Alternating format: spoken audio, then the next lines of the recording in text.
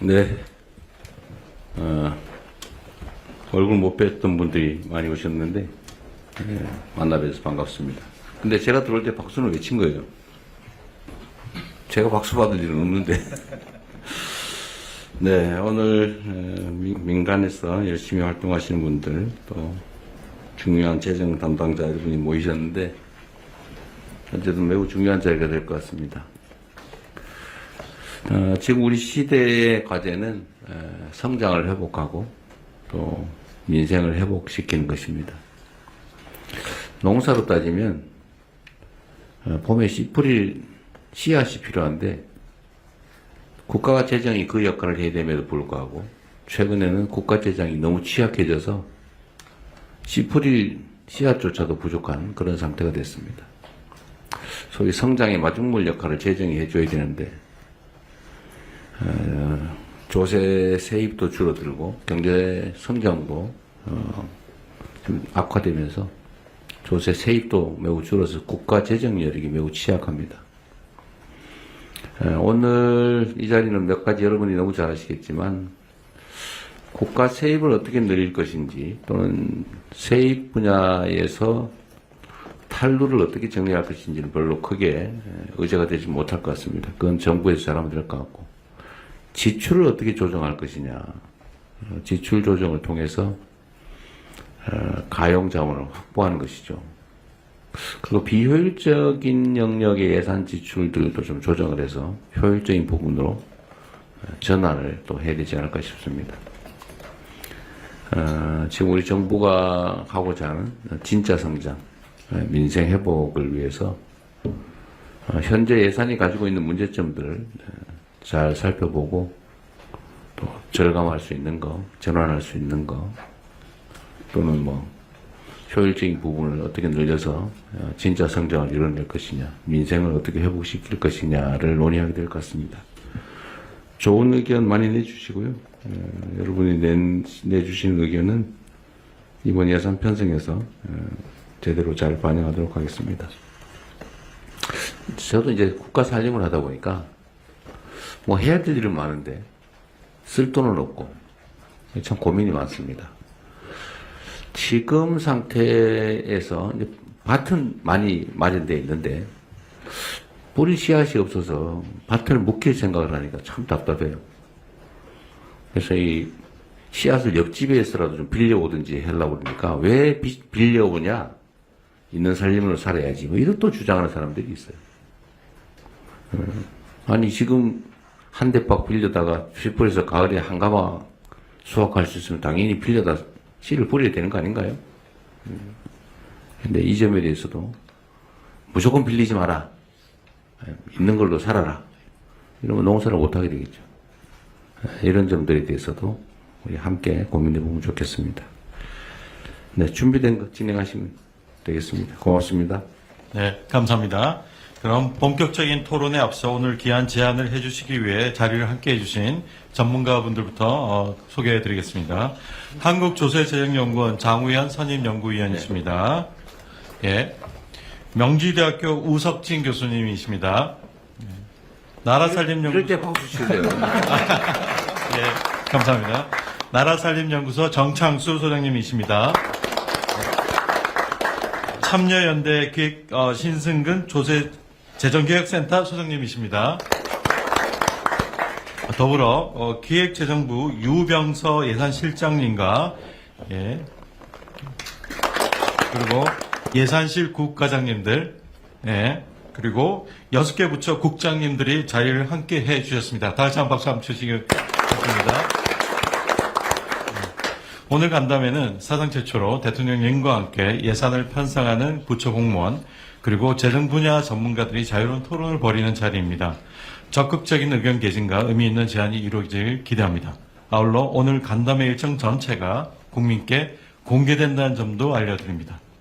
그럼 먼저 본격적으로 토론을 시작해 보겠습니다. 첫 순서로 기획재정부 유병서 예산실장이 2026년 예산안 지출 구조조정 추진사항을 설명해 주시겠습니다. 예산실장께서는 원활한 진행을 위해 주어진 시간을 꼭 준수하여 주시기 바랍니다. 참석자분들께서는 발표 이후 자유롭게 손을 들고 소속과 성함을 밝히신 후 의견을 말씀해 주시면 감사하겠습니다. 네, 부탁드립니다. 예, 기재부 예산실장 유병서입니다. 내년도 예산안 지출 구조 조정 추진 상황에 대해서 보고드리겠습니다. 대통령께서 말씀하신 대로 그간 재정은 지속 가능성 제고에 중점을 두다 보니 경제사회 변화에 대응해서 기술 혁신을 통한 성장이라든지 국민의 기본 수요 충족 등 재정의 역할이 일부 미흡했던 것이 사실입니다. 따라서 이제는 재정이 단기적으로는 경기 대응을 위한 마중물 역할을 하고 AI 대전환, 저출산 고령화, 기후변화 등 구조적 요인에 적극적으로 대응할 필요가 있습니다. 이 과정에서 저성과, 비효율, 낭비성 예산을 국민들이 직접 체감할 수 있는 사업으로 전환해서 소중한 세금 사용에 대해서 국민들의 공감대를 형성하는 것이 필수적이라고 생각합니다. 기존의 점증적 예산 편성에서 벗어나 이번에는 모든 예산을 제로 베이스에서 검토하고 국민이 효능감을 높일 수 있도록 새 정부 핵심 과제에 재투자하도록 편성하였습니다. 정부 출범 이후에 대통령께서 지출구조 조정을 강조하셨고 저희가 3달에 걸쳐 3차례 부처와 왔다 갔다 하면서 긴밀히 협의를 했습니다. 특히 7월 15일에는 국무회에서 대통령께서 낭비성 예산을 과감히 조정하고 효율적인 예산 편성이 가능하도록 하라는 말씀을 하셨고 직후에 관계부처 차관회의, 국민제안 수렴, 제3차 비상경제 TF, 장관협의회 등을 거쳐서 지출구조조정안을 마련했습니다. 추진 실적을 보고드리겠습니다. 총액으로는 역대 최고 수준인 27조 원 정도를 절감하였고 재량 지출은 25조 원, 의무 지출은 2조 원 수준을 절감했습니다. 이쪽입니다. 구조조정 대상 1만 7천 개 중에 4분의 1 수준인 4,400개 사업을 감액했습니다. 이번 구조조정 과정의 3가지 특징을 간단히 말씀드리면 첫째는 단순히 감액만 하는 것이 아니고 사업 전반에 대해서 효율화, 재구조화를 추진했고 폐지 사업도 25년에 한 200여 개에서 이번에는 1,300개 정도를 적극적으로 폐지하고 구조 전환했습니다. 두 번째, 과거에는 사업비 중심의 지출 구조 조정에 치중했었던 반면에 이번에는 연례적 행사비, 홍보비, 행정경비 등 경상비에 대해서도 별도의 절감 목표를 주고 거기에 따라서 공공부문 효율화를 같이 병행 추진했습니다. 세 번째, 교육교부금, 구직급여 등 의무지출 제도 개선도 일부 시행해서 중장기 재정 효율성 제고에도 노력을 하였습니다. 다음은 주요 내용을 설명드리겠습니다. 첫째, 경상비에 있어서는 관행화된 업무 추진 방식을 전환하거나 소규모, 분절화된 사업을 통폐합해서 규모의 경제를 도출하는 방식으로 과감히 절약하였습니다. 예를 들면 여비의 경우에는 출장을 최소화하거나 비대면으로 전환하는 등의 방식으로 국세청에서만 55억 원을 절감했고 대학 지원 사업은 통폐합해서 운영비를 한 68억 원 정도 절약하였습니다. 또한 연례적으로 행사를 하거나 홍보비를 하는 경우에는 182개 사업에 대해서 479억 원 정도를 절약하였다는 보고를 드립니다. 우체국 재건축의 경우에는 민자 사업으로 전환해서 1,000억 원 정도를 절감하는 방식으로 전환했습니다. 3쪽입니다. 사업비의 경우에도 규모와 체계화를 통해서 성과가 날 수 있는 사업 방식으로 재편하고 민간 지자체의 역할을 강화하였으며 여건이 변화됐는데도 불구하고 여전히 유지되고 있는 사업들은 적극적으로 구조조정했습니다. 예를 들면 출연연의 소규모 수탁과제는 한 5천억 정도의 사업을 감축해서 한 100여 개의 대형 과제로 전환하는 방식을 취했고요. 직업훈련의 경우에도 일반이나 기초 직업훈련 인원은 대폭 축소하고 AI 특화훈련 등 시대에 맞는 과정으로 전환했습니다. 금융지원의 경우에 좀비 우량 중소기업의 금융지원은 7천억 정도 축소했고 단기간에 급증한 ODA 같은 경우에는 1조 원 이상을 감축해서 정상화된 트랙으로 오도록 했습니다. 농산물 유통구조의 경우에도 오프라인 지원은 대폭 축소하고 온라인 쪽에 재정 투자가 가도록 했고 화석 연료 지원도 1,000억 원가량을 절감해서 신재생 에너지 투자 쪽에 투자 중점을 두었습니다.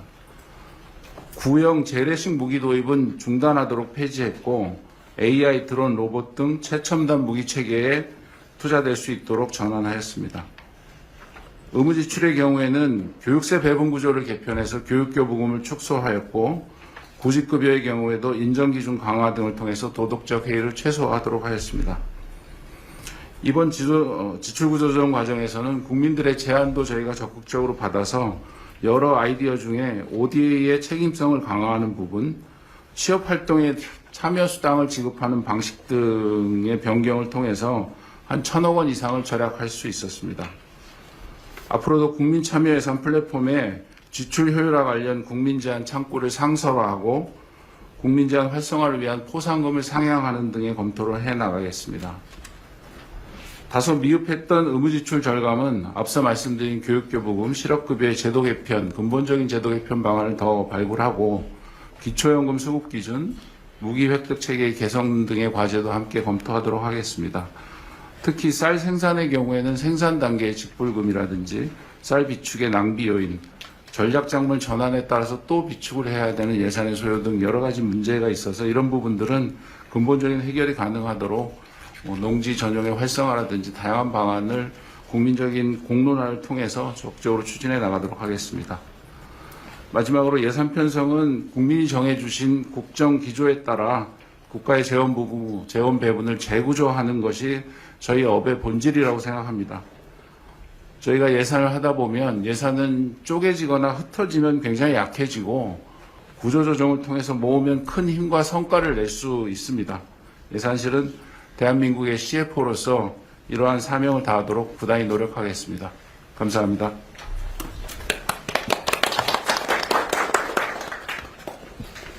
네, 감사합니다. 지금부터 그러면 자유롭게 토론에 임해 주시면 감사하겠습니다. 이거 회의하다 보면 처음엔 얘기 안 하다가 꼭 끝에 가면 와 몰리던데 누구 말씀대로 기탄 없이 준비된 거 빨리 하시죠. 우리 정창수 소장님. 하겠습니다.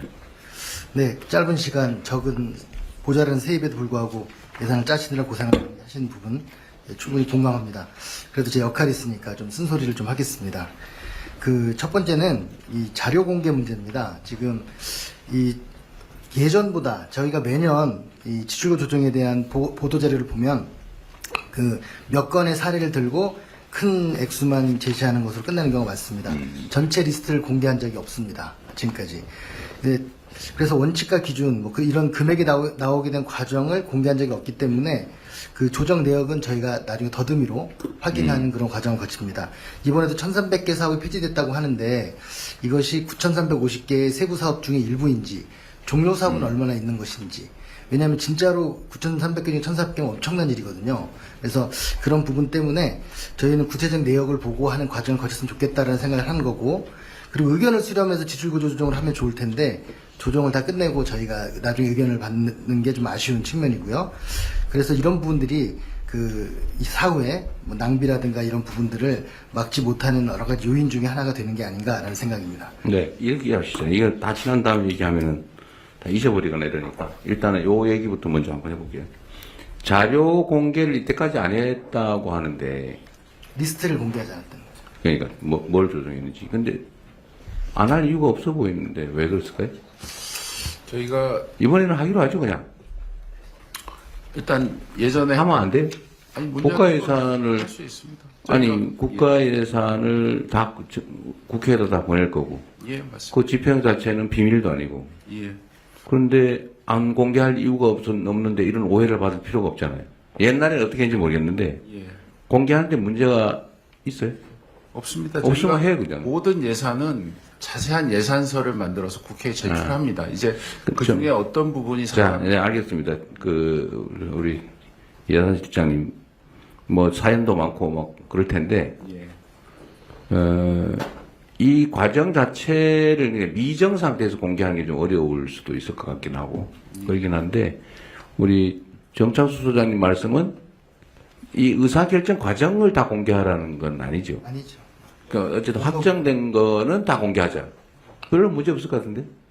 예, 저희가 아까 말씀하신 네, 그럼 다 공개하도록 하겠습니다. 예, 그렇게 하겠습니다. 네, 공개하시고요. 그 다음 두 번째로, 의사결정 전 단계에서 의견 수렴을 하고 했으면 좋겠는데, 사후적으로 통보만 받는다. 뭐 그런 말씀인데, 요거는, 다음부터는, 올해는 시간이 없어서 그랬고요. 다음부터는 최대한 미리미리 우리가 자리를 마련할 거고, 민간 전문가나 민간 단체들에서도 미리 좀 의견을 좀 준비하셔가지고 토론을 좀 하고, 우리가 돈 받으면 좋잖아요. 우리는 해야 될 일이니까. 올해는 시간이 좀 짧아서 못했을 것 같고요. 앞으로는 그 문제도 의견을 최대한 수렴해서 하라고 제가 여러 차례 지금 지시를 하고 있기 때문에 내년부터 실행이 될 겁니다. 또 다음 얘기하시죠. 그 하나만 더 말씀드리면 네. 그 이 예산을 짜다 보면 이렇게 사업을 폐지하는 것도 있지만 양저절로 대부분 이제 이 지출구조 조정을 한다고 생각하는 경우가 많습니다. 정말 제가 중요하게 생각하는 것은 지출구조 조정은 예산을 재원을 확보하는 것만 있는 게 아니라 이 기회에 아예 사업의 방향, 지출구조를 바꾸는 게 핵심이다. 네. 그렇기 때문에 그 좀 양조절에 이제 집중하는 것은 좀 네. 문제가 있다는 거고, 사례를 하나 드리면 뭐가 있냐면 문재인 정부 동안 그 적재정 하라고 하고 윤석열 정부에서 건전재정 하라고 하니까 문재인 정부 5년 동안 그 융자금 출자금을 29조에서 47조로 늘렸습니다. 그리고 윤석열 정부에서는 출자금을 10조에서 6조로 줄였습니다. 그러니까 이거는 이런 게 이제 별로 도움은 실무상 어쩔 수 없는 일이긴 하겠지만 이런 것이 중심이 되어서는 안 된다. 새 정부에서 그러면 안 된다라는 게 제 의견입니다. 네. 계속 하시죠. 끝이에요? 아닙니다. 그리고 지금 여기서 하나 더 제안을 드리면 국민제한 창구 상설화 포상금 상향 이런 문제가 있는데요. 저는 이 민주정부에서 오랜 수건 중에 하나가 납세자 소송 제도가 있습니다. 노무현 정부 때 100대 국정과제 중에 하나였는데 실현이 안 됐고, 문재인 정부에서도 100대에 들어있지만 실현이 안 됐습니다. 이 납세자 소송 제도는 예산을 낭비한 곳에 대해서 소송을 걸어서 나중에 환수하면 그중 일부를 돌려준 제도인데요. 이번 용인경전철 사건처럼 주민소송 같은 그런 개념이 약간 좀 비슷한 개념입니다. 그래서 분명히 이제 문재인 정부 때까지는 법적으로는 문제가 없다까지 갔는데 그 제도적으로 실행이 되지 않았기 때문에 오히려 적극적으로, 그러니까 주로 이제 미국 같은 경우는 이거를 기업인들 대상이 좀 이렇게 허위 영수증이라는 게 있기 때문에 많은데, 이게 남발되면 행정을 할 수 없다라는 그런 말이기 때문에, 위험이 있겠는데요. 예. 그래서 그 남발에 대한 통제 문제는 또 법원이나 이런 부분에서 이미 한 200년 가깝게 미국에서 시행을 했기 때문에 충분히 조절 가능하다고 생각합니다. 그래요. 좀 검토해 볼게요. 이거 별도로 보고를 한번 해주세요. 누가 할까요? 납세자 소송 얘기는. 네, 정책 시간. 정책 취하시면? 네. 이건 별도로 한번 보고를 했어요. 네. 중요한 의제 같습니다. 네. 네. 다 했어요? 다른 분들 말씀해 주세요. 미스 마저 하세요. 정창수 소장께서는 또 나중에 주제 제안 주제 제안은 나중에 나중에. 또 하시면 네. 좋을 것 같습니다. 다른 분 이런 얘기 아주 도움이 되는데요. 저도 하겠습니다. 네. 마이크 누르시면 됩니다. 네. 네, 안녕하십니까. 신승근 소장입니다. 저는 제안하려고 하는 것은 모든 사업을 제로 베이스에서 기재부에서 이제 검토하겠다고 하셨는데, 그래서 국민이 체감할 수 있는 사업으로 전환하겠다고 하셨잖아요. 근데 먼저 선행돼야 될 게 국민이 체감할 수 있는 방식으로 설명하는 게 선행돼야 된다는 생각을 합니다. 그러니까 일본의 민주당 정권이 국민의 관심을 집중적으로 받을 수 있었던 게 사업 구분을 했거든요. 그러니까 공개 토론 방식으로 TV와 인터넷을 통해서 국민들이 참여할 수 있게 해준 거죠. 그럼 이제 얘기를 좀 더 해드리자면 그런 겁니다. 이런 생각을 왜 하게 됐냐면, 지금 우리나라가 재정이 부족하고 미래의 재정 수요가 증대될 거에 대해서는 모두들 공감하고 있습니다. 그런데 경제 전문가와 국민이 생각하고 있는 재정 부족 원인이 좀 다릅니다. 경제 전문가는 복지 예산이 늘어나니까 재정이 부족하다고 생각하고 있지만, 국민들은 쓸데없이 새나가는 돈이 많다 이런 생각도 하고 있는 거거든요. 쓸데없이? 예, 쓸데없이 새나가는. 예, 낭비가 많다라는 맞습니다. 생각을 하고 있는 거죠. 그러니까 우리가 재정을 충당하기 위해서 증세를 한다거나 국가 부채를 늘린다든가 아니면 복지 예산을 감소시킨다고 하면 국민들이 거기에 대해서 잘 공감을 안 하는 거죠. 왜 아낄 돈이 있는데 왜 세금을 더 걷고 부채를 더 늘리고 우리가 받고 있는 혜택을 줄이냐라는 겁니다. 사실 우리는 이 복지 예산 감소하는 데서 어느 정도 합리적인 방안이 필요하다는 생각도 합니다. 하지만 복지 예산을 받는 사람 입장에서는 자기가 받던 혜택이 줄어드는 거거든요. 그러니까 당연히 반발하는 거죠. 그래서 국민들에 대해서 정부가 낭비성 예산을 절감하겠다는 그런 노력이 먼저 선행돼야 된다고 생각합니다. 그래서 제가 이제 이름을 붙여보는 국민 참여형 예산 재검토인데요.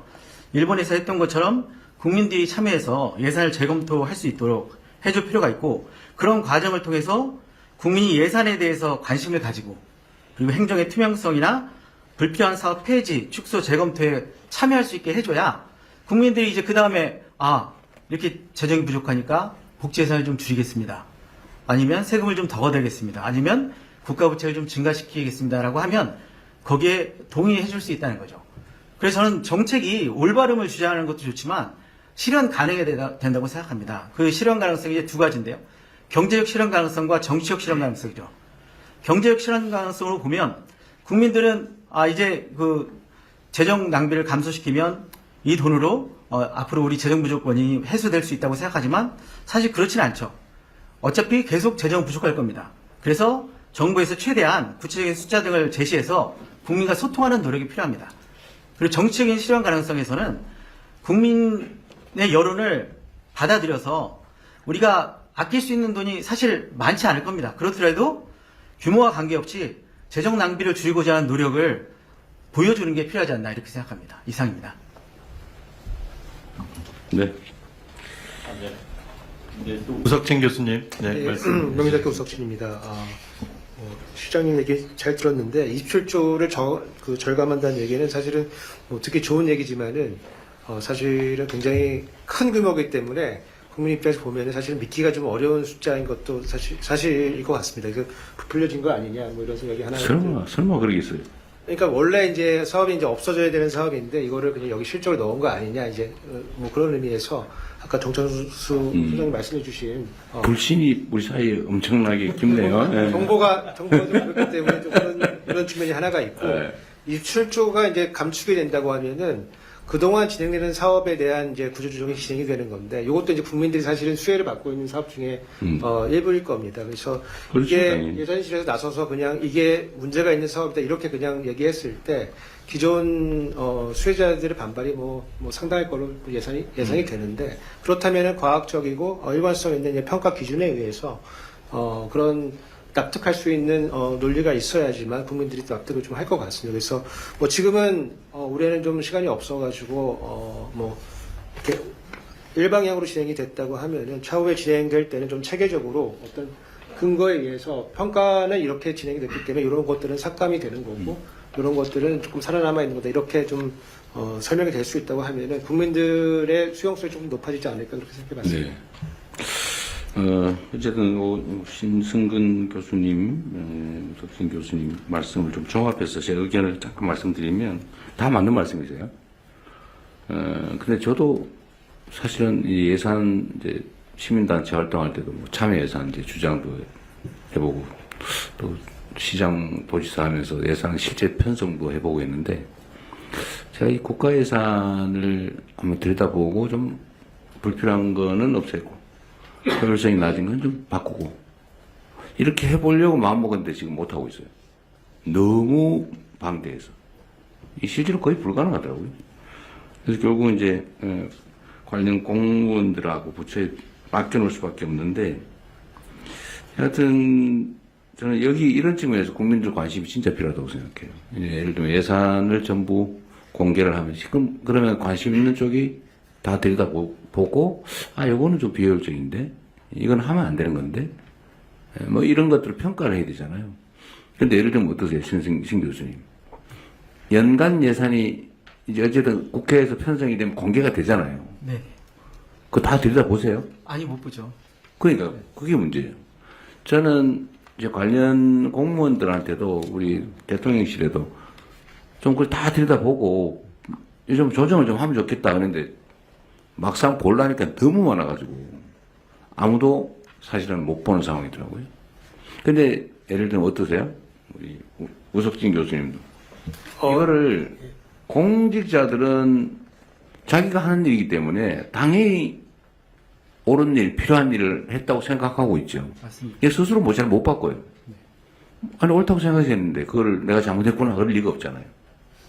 근데 그건 결국 외부에서 해줘야 되는데, 근데 그게 이제 민간 시민단체나, 아니, 국회의 몫이잖아요. 네, 맞습니다. 근데 제가 국회에도 좀 잠깐 있어 봤는데, 그 역시 너무 방대해가지고, 예산 결산 담당하는 국회의원들도 내용을 다 파악을 못 하더라고요. 그래서 뭐 몇억, 몇십억짜리 이런 거 아예 못 보고, 정치적 쟁점 되는 것들밖에 못 보는데, 결국 그러면 국민들이 집단지성을 통해서 보는 게 제일 좋잖아요. 눈이 이렇게니까. 그렇잖아요. 그죠? 네. 근데 실제로 어떠세요? 시민단체들이나 민간에 우리 장창수 소장님도 나라 살림 연구를 하시는 분인데 다 들여다 보실 수 있어요? 그거 당연히 못하는데요. 그럼 어떻게 해야 돼요? 이거를 저는 봐야 된다고 생각해요. 예를 들면 담당 공무원 또는 담당 부처는 당연히 자기들이 하는 일이니까 하는데 관성이 생기잖아요. 그러면 새로운 시각으로 또는 제3자의 시각으로 냉정하게 이걸 보고 분석해야 되는데 누가 합니까? 대통령님 말씀이 맞습니다. 그래서 일본에서도 이 참여, 그 사업부분 사업에 참여한 분들이 언론, 전문가, 좀 요약해서 시간이 네, 그런 분들이 참여했고요. 그래서 결국 많은 사업 중에 전문가나 그 언론들이 먼저 사업을 선별해야 됩니다. 쟁점 사업을 먼저 선정해서 거기에 대해서 토론을 하는 거죠. 그거를 민간에다가 맡기면 예를 들면 용역을 준다든지 아니면 상시 뭐 점검을 할 수 있는 뭐 민간단체 지원을 해준다든지 옴부즈만 제도 같은 거. 옴부즈만 제도 같은 거를 만들면 그러면 1년 내내 그걸 한번 검토해 볼 수 있나요? 네, 그렇습니다. 그게 법률상으로는 허용되는 거예요. 예를 들면 예산을 정부 돈을 들여서 좀 점검할 민간의 용역을 준다든지 이게 가능한가요? 예, 뭐 충분히 가능하고요. 저희가 전문가들 그룹 쪽은 이제 보조금 평가, 존치 평가, 뭐 여러 가지 평가들을 해서 많이 의견 수렴을 하고 지구조의 경우에도 우리 재정기획보좌관님도 예전에 참여하셨었는데 분야별로 전문가 그룹들을 만들어서 저희가 지구조가 뭐가 필요한지 지출구조 조정이 이런 부분들을 상시적으로는 하고 있습니다. 근데 말씀하신 국민들께서 직접 제안하는 부분은 요번에 의견을 듣거나 이런 부분들에 대해서 저희가 상시적으로 하려고 하는데 사실 잘 안 되죠. 이번에도 제가 사실 지시를 해가지고 국민들 의견을 예산 편성에 받았잖아요. 예, 그렇죠. 얼마 동안 받았죠? 저희가 한 열흘 정도 받았는데 열흘 정도. 실제로 한 60여 개밖에 안 들어왔고 대부분은 이제 교육청이라든지 이게 근데 여기서 참여하신 분들 그거 한 거 알고 계세요? 네, 알고 있습니다. 의견 받는 거? 의견 내셨어요? 저희는 따로 따로? 이번에 정창수 소장님 주신 것 중에 저희가 반영을 해서 거의 한 4, 5조 정도는 요 안에 포함이 돼 있습니다. 실무적으로 비슷한 한번 회의를 의견들을 평소에 했습니다. 이런 갖고 회의를 있어서. 한 달 전에. 근데 이것 역시 여기도 전문가분들은 중요한 것 몇 가지 관심 있는 부분을 보시지 전체를 보지 못하죠. 전체를 한번 점검하는 시스템을 만들어야 되겠어요, 그죠? 예산 정책처가 그런 취지로 원래 만들어졌고 일정 부분 그 역할을 하긴 하죠. 국회 오케이. 예산 정책처. 맞습니다. 의회에 보내면 예산정책처에서 세부 사업을 다 검토하고요. 국회에 또 예결위에 각 상임위 예결위에 전문위원들이 있지 않습니까? 그분들이 검토를 해서 의원님들한테 보고를 하고. 그런데 그 말은 맞는데 시스템이 다 갖춰져 있죠. 뭐 국가라고 하는 게 대한민국 정부 엉터리는 아니니까 당연히 그렇게 하는데요. 그래서 내가 보기에는 어쨌든 수백조 원의 예산서가 어쨌든 엄청난 분량의 예산서가 올라오잖아, 그죠? 그럼 그 안에는 뭐 몇천만 원짜리, 뭐 몇백만 원짜리부터 몇 억짜리 다 있는데 그걸 심의하는 걸 내가 본 일이 없어요. 그게 삭감되는 것도 본 일이 없어요. 그냥 정치적 쟁점 되는 것들, 뭐 몇백억짜리, 뭐 몇십억짜리, 특별히 문제되는 거, 이런 거나 하지, 정말로 생활상에 관계되어 있는 것들을 자세히 해서 삭감한 사례를 본 일이 없거든요. 그게 제대로, 물론 뭐 우리 예산실에서 아주 치밀하게 잘 짜서 그렇겠죠. 예. 그런데 결과적으로 불만이 있는 거죠. 제 생각에는 그 1% 법칙이라는 게 있지 않습니까? 1% 국민만 이걸 이해할 수 있어도 제가 볼 때 크게 바뀔 것 같은데 이해하는 사람이 적기 때문에 이해하는 사람 만드는 과정이 필요하다고 생각을 합니다. 50만 명의 국민이 이해를 하면 나라가 혁명이 되겠죠.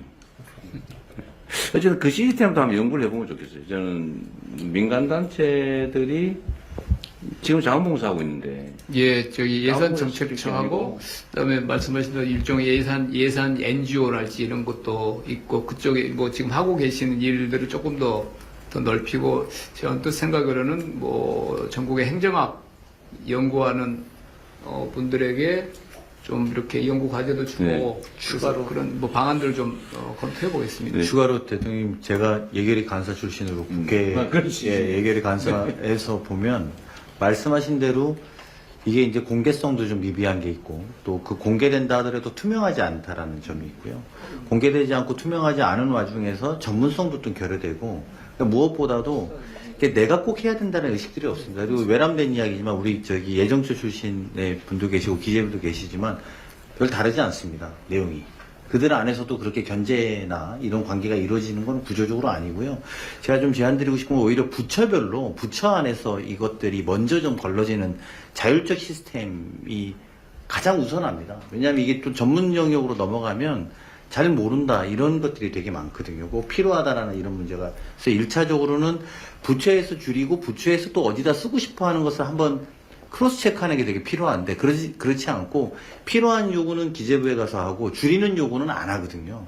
그러니까 부처에서 어쩐 약간의 실링의 개념처럼 많이 줄이는 만큼 많이 효율적으로 쓸 수 있게 해주겠다라는 것들이 시스템으로 반영되는 것도 한번 검토해 볼 필요는 조정의 결과물을 각 부처가 자율적으로 편성할 수 있게 해주자. 뭐, 그 좋은 생각이네.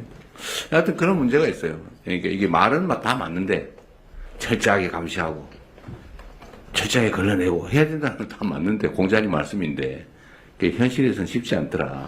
뭐, 그걸 어떻게 가능하게 만들 거냐를 사실 논의해야 되는 거죠. 네. 예, 저희가 만들고요. 저희 뭐 비서실 내 우리 회의체에서도 한번 논의하고 네. 부처하고 해서 저희가 만들어서 사실 민간단체에도 좀 지원을 해줘가지고 차라리 좀 검토를 일상적으로 할 수 있게 해주는 것도 한번 연구해 보시죠. 뭐 지원되는 예산보다는 훨씬 더 많은 절감 효과가 있을 것 같긴 해요. 네, 한번 해보시죠. 네, 알겠습니다. 네, 대통령 지금 뭐 초반이지만 굉장히 열띤 토론이 되고 있습니다. 또 이 민간 전문가들께서 가지고 온 좋은 주제가 있습니다. 그러시죠. 네. 그래서 먼저 세 분의 민간 전문가들이 가지고 오신 제안을 듣고 그리고 해당되는 주제에 대한 부처 공무원들과 예산실에 또 토론을 하시면 좋을 것 같습니다. 먼저 순서에 의해서 한국조세재정연구원 장우현 선임연구위원께서 효율적 재정 지출을 위한 중소기업 정책 재구조화 제안을 먼저 제안을 해주시고 다음 우석진 교수, 정창수 소장께서 각각 제안을 해주시면 전체를 다 듣고 나서 토론을 하도록 하겠습니다. 제안자께서는 주어진 시간 안에 해주시면 감사하겠습니다. 예, 첫 발제하도록 하겠습니다. 효율적 재정 지출한 중소기업 정책 재구조화 제안에 관한 내용이고 오늘 회의와 굉장히 연관이 깊은 내용이라고 말씀을 드릴 수가 있겠습니다. 일단 첫 페이지부터 가겠습니다. 일단 문제의식 자체는 모두 알고 계실 겁니다. 중소기업은 우리나라의 든든한 허리 역할도 해야 되지만 일부 우수한 중소기업들은 성장을 해서 중견기업, 대기업으로 뻗어나가고 세계 초일류 기업이 돼서 경제의 대들보가 되어야 하는데 아쉽게도 그렇지 못한다는 사실은 우리 모두 다 알고 있다고 생각을 합니다. 그래서 우린 두 가지 질문을 좀 던지고자 합니다. 과연 우리나라 중소기업이 열악하기 때문이냐? 그래 성장을 할 수가 없는 것이냐? 두 번째로는 우리나라 전략이 이미 성장 지향적으로 잘 짜여져 있는데도 이렇게 안 되는 것이냐라는 것인데 오늘 드리고 싶은 문제 제기는 두 가지 다 사실이라고 보기 좀 어렵다는 내용으로 말씀을 드리고 싶습니다. 이 페이지 말씀드리겠습니다. 중소기업은 단순 평균을 해서 대기업하고 소상공인까지 다 포함한 중소기업을 이렇게 만든 다음에 중소기업은 다 좀 불쌍하고 안 되고 성장 여력이 없고 대기업만 중심인 것처럼 이야기하지만 한국 평가 데이터 그리고 전수조사인 통계청 경제총조사를 가지고 증거 기반으로 본다면 그런 것은 좀 받아들이기 어려운 편견이라고 말씀을 드릴 수가 있겠습니다. 3페이지 보여드리겠습니다. 3페이지는 소상공인을 제외하고 우리나라 중소기업을 10개 그룹으로 나누고요. 수익성이 높은 중소기업부터 이제 낮은 중소기업으로 10개씩 나누고 대기업을 10개씩 나눈 그림입니다. 보는 분들이 많이 놀라시곤 합니다. 이게 왜냐하면 지금 선 그래프가 수익성입니다. 그리고 위에 있는 그 선 그래프가 놀랍게도 중소기업 쪽입니다. 따라서 중소기업 상위 10%에 중소기업들은 100원의 자산을 가지고 47원의 영업이익을 만드는 정말로 높은 수익성을 보이고 있습니다. 대기업은 20%에 불과합니다. 쭉 그리고 아래에 있는 막대 그래프는 자산의 규모인데요. 가지고 있는 자산의 규모인데 아쉽게도 상위 10%의 중소기업은 35조 원밖에 가지고 있지 못합니다. 반면 상위 7이라고 된 데를 보시면 대기업은 이쪽이 문제인데 1,500조 원의 자산을 가지고 0.94%의 영업이익을 실현하고 있습니다. 따라서 저의 의문은 이런 자산들이 왜 더 효율적인 중소기업으로 가서 더 성장하게 만들지 못하느냐에 대한 문제를 말씀드리고 싶습니다. 그래서 이렇게 우수한 중소기업이 많다는 걸 보여드리고 싶고 수익성 측면입니다. 다음 페이지 보시겠습니다. 그럼 임금도 궁금하실 겁니다. 임금 같은 경우는 아무래도 대기업이 더 많이 주는 것은 사실입니다. 여기서는 차이가 있지만 여기서도 굉장한 오버랩이 있습니다. 여기서는 막대 그래프가 임금의 수준이고 왼쪽을 보시면 되는데 보라색이 상위 10% 대기업, 하늘색이 중소기업입니다. 1이라고 된 곳을 보시면 상위 10%의 대기업이 7천만 원 이상의 2011년입니다.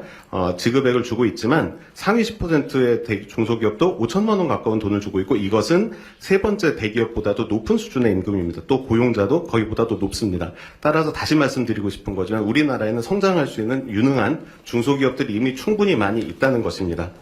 5페이지로 가겠습니다.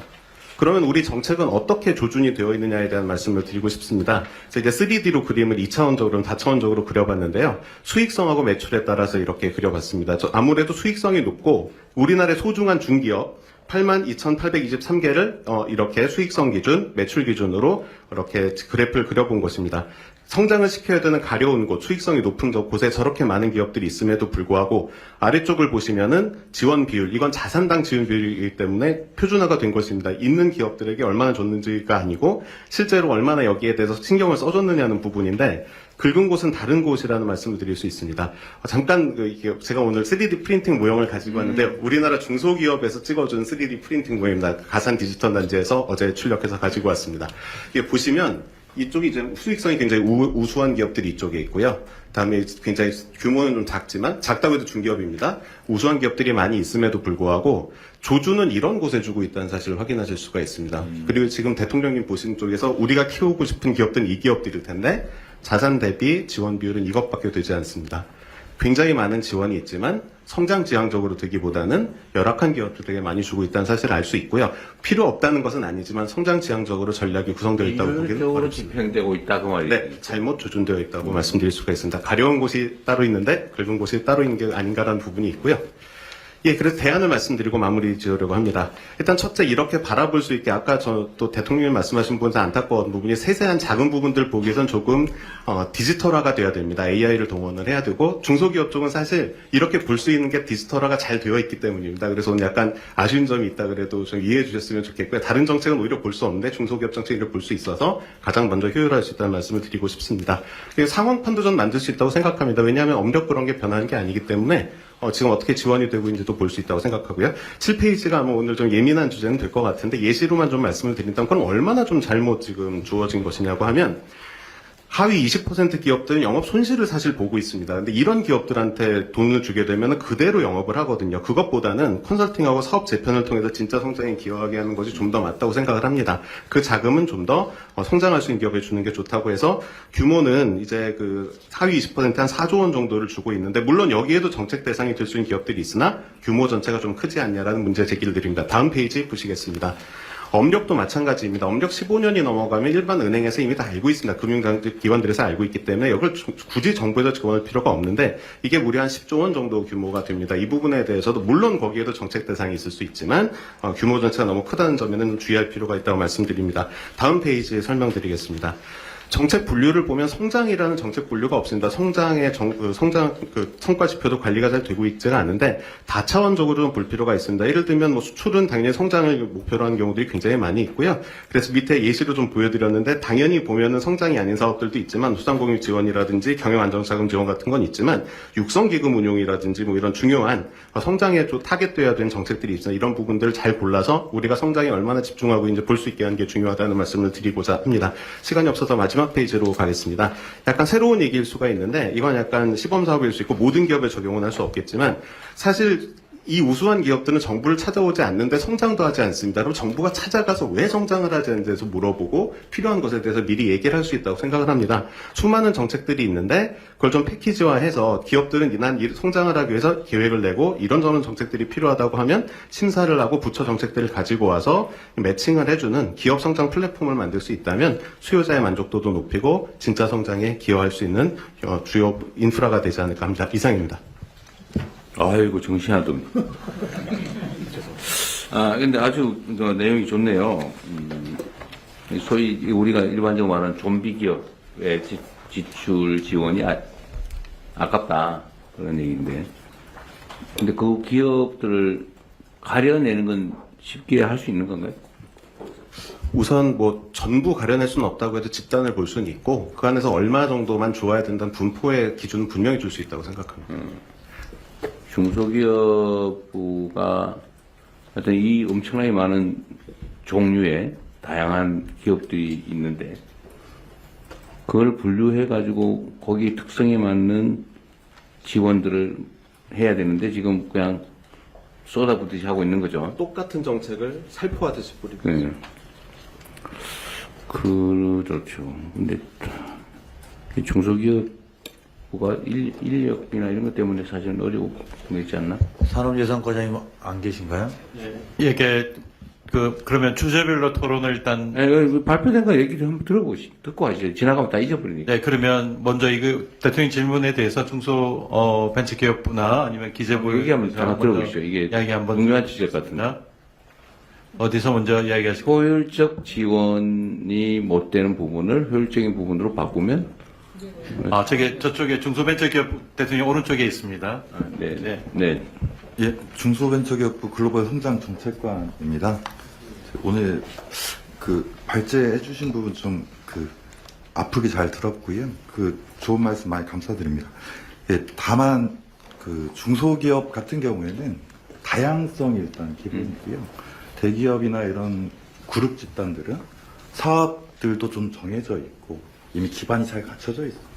근데 이제 중소기업은 제조업이나 중소기업까지만 해도 한 33만 개, 그렇죠. 34만 개, 소상공인까지 하면 한 800만 개까지 육박하고 있습니다.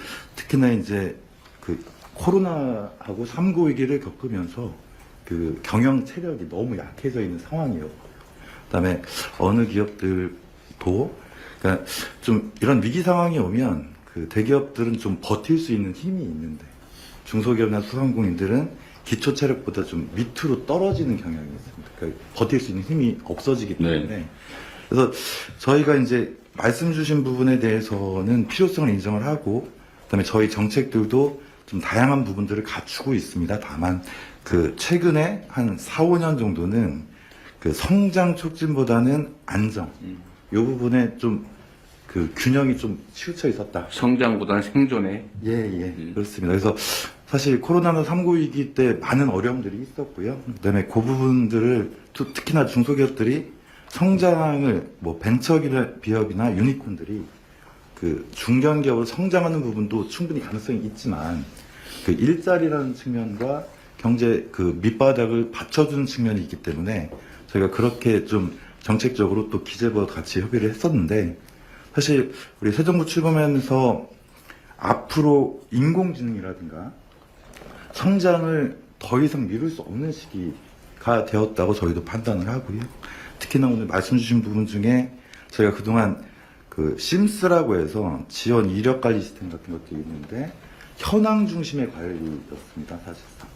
그래서 그게 아니라 앞으로의 목적, 성장이라든가 이런 부분들을 추가해서 다차원적 분류 체계를 좀 갖추고 트래킹을 해나가는 부분들은 정말 필요하다고 판단이 들고요.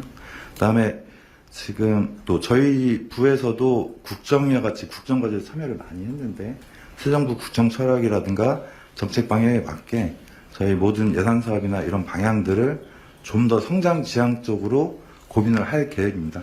다만 너무 다양하다 보니까 이 한꺼번에 다 바꾸기 또 쉽지 않은 부분이 있고요.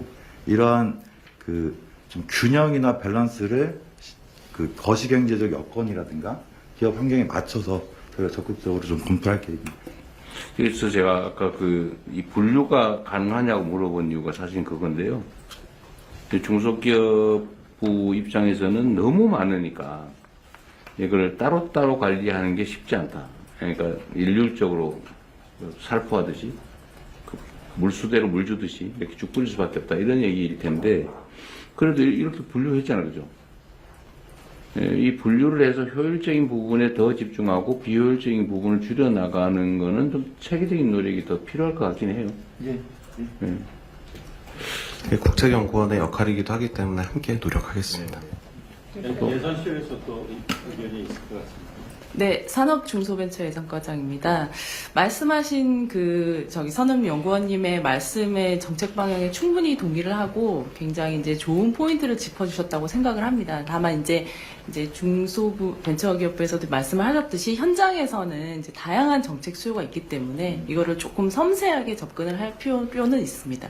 예를 들어서 이제 혁신 스타트업 같은 경우에는 이제 수익성 기준으로만 이거를 이제 지원을 배제를 하게 될 경우에는 지금 현재는 이렇게 수익을 내고 있지 않지만 적자 상태이지만 혁신 기술을 가지고 있어서 향후 몇 년 이상 더 지원을 해줬을 경우에 이게 수익률이 이제 더 높아질 수 있는 그런 기업들도 있고, 그다음에 이제 업력 15년 이렇게 말씀을 하셨는데 이제 업력 15년을 초과한 기업 중에서도 이제 중견 기업으로 성장 사다리로 진화할 수 있는 스케일업 하고 싶어 하는 그런 기업들도 있습니다. 그래서 그런 기업들에 대해서는 좀 포커스를 맞춰서 좀 초점 지원을 해야 된다. 그래서 이제 저희가 이제 이 26년도에 중소기업 지원 사업의 이제 편성 방향은 말씀하신 방향을 사실은 많이 담았습니다. 그래서 좀비 기업을 양산하는 그 금융에 대해서는 저희가 0.7조 원을 감액을 했습니다. 여기서 이제 좀비 기업이라고 하는 기준을 좀 만들었는데요. 좀비 기업이라 하면은 업력 15년 이상이고 그다음에 수익률이 이자율보다 낮은 그런 기업들, 그리고 플러스 이제 융자금을 상환하지 않고 이거를 부도 처리한 다음에 다른 기업으로 재창업을 하는 기업들, 이런 기업들은 좀비 기업이라고 보고 그 좀비 기업에 해당하는 그 중진 융자하고 그리고 이제 민간 금융을 충분히 활용할 수 있는 신용 등급이 높은 기업들이 있습니다. 그래서 그 고신용 기업에도 여전히 중진 융자가 나가고 있는 부분이 있는데 그 부분을 저희가 0.7조 원을 감액을 했습니다.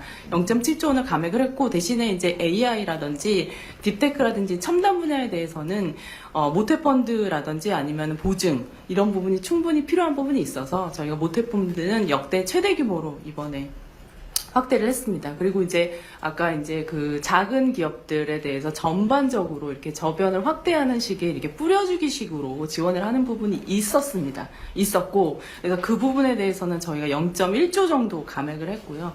대신에 저희가 이제 AI나 아니면 이제 첨단 분야, 이제 스마트 공장이라 하더라도 AI 트랙 이런 거를 별도로 신설을 해서 그 부분에 대해서 특화 트랙을 지원을 하는 것으로 방향을 좀 바꿨습니다. 그리고 이제 스케일업에 필요한 기업들은 아까 3D 프린팅에서도 말씀을 하셨는데 그런 기업들은 어떤 특화 지원도 필요하고 융자도 필요하고 그다음에 뭐 금융도 필요하고 이런 것들이 좀 패키지로 필요한 부분들도 있습니다. 그래서 그런 유니콘 기업으로 성장할 수 있는 기업들, 그다음에 스케일업이 필요한 점프업이 필요한 기업들은 좀 저희가 집중 지원을 하기 위해서 이렇게 패키지 프로그램도 이번에 추가로 이제 반영을 했습니다. 그리고 아까 그 제도약을 말씀을 하셨는데 이제 아까 그 0.7조의 융자를 감액을 했고 그다음에 이제 그 어떤 이 부분에 좀 사업 구조조정이 필요한 부분에 대해서는 컨설팅 예산이나 아니면 그 재창업을 하기 위한 그 펀드 부분, 그래서 제도전 펀드 이런 부분을 조금 추가를 했습니다. 네, 또 다른 분 의견 특별히 없으시면 말씀하시죠. 예, 경기대학교 우석진입니다. 뭐 정책금융 측면에서 봤을 때 우리 지금 금융생태계가 비생산적인 균형에 지금 도달해 있다고 보고, 우리가 한때 창업 초기 기업을 지원했다는 그런 말씀을 많이 드렸는데, 그러다 보니까 좀 위험해지니까 정책금융기관들이 이거를 포트폴리오를 구성을 해서, 지표를 좀 좋게 만들기 위해서 굳이 정책금융을 받지 않아도 되는 기업들한테 지원을 해주는 그런 성향들이 있었고, 그러다 보니까, 우리 민간 금융으로 넘어가야 되는 기업들이 여기 머물고 있으니까 민간 금융 기관들이 뭐 기업 심사나 대출 심사를 할 능력을 키우지 않고 가계 대출에 머무르게 돼서 궁극적으로는 뭐 경제 정치적으로 보면은 또 가계 대출이 늘어나는 또 이런 또 안 좋은 결과를 갖고 오기도 했거든요. 그래서 지금 이 정책금융기관들의 이 성과 지표를 조금 고쳐줄 필요가 있다. 그래서 이러한 그 생산적인 기업에 자금이 흘러 들어갈 수 있도록 그렇게 해줄 필요가 있다. 그렇게 의견 내보겠습니다. 네. 이게 뭐 중소기업 지원 문제는 사실 비효율적이라고 하더라도 지원을 통해서 고용을 유지할 수 있다면 실업수당 지급하는 것보다는 더 이익이니까 지원하는 경우도 있을 수 있을 것 같아요. 그러니까 이게 아주 기준은 매우 다양할 수밖에 없는데 그 기준에 숨어가지고 비효율적인 혜택을 받는 잡초를 뽑아내는 게 진짜 중요한데 잡초 뽑기가 쉽지 않죠. 좀 식별도 잘 안 되고 손도 많이 가고 시간도 없고 공무원들이 열심히 일할 수밖에 없을 것 같네요. 하여튼 저기 지금 이 선장 사다리 문제와 네. 피터팬 증후군의 문제가 예산 효율화가 연결되어 있다고 생각합니다. 그래서 기업들이 성장하고 쉽게 만들어준 환경 자체를 거시적으로 좀 봐야 될 것 같고요. 그 부분에서 또 우리 관계부처 협의하고 민간 전문가님 의견 들어서 열심히 하도록 하겠습니다. 중소기업청이 어쨌든 대상 기관도 많고 어쨌든 뭐 정책 종류도 무지하게 많아서 일손이 매우 부족할 것 같다는 생각이 들긴 하더라고요. 그러니까 저희가 근데 왜 현장 그렇게 화색이 돌세요? 저희가 이제 현장 조직도 있고요. 지방성이 있어서 그래서 본부의 정책 인력이 다른 부처에 비해서 상당히 네. 어쨌든 그것도 좀 고려를 하긴 해야 되겠습니다. 네. 네, 감사합니다. 자, 그러면 그 다음 주제가 있습니다. 다음 주제는 명지대학교 우석진 교수께서 유사 중복 복지제도 개선 방안을 제안해 주셨습니다. 말씀해 주십시오. 네, 유사중복 복지제도 개선 방안에 대해서 말씀드리겠습니다. 2페이지 보겠습니다. 그래서 두 가지 원칙 세워봤습니다.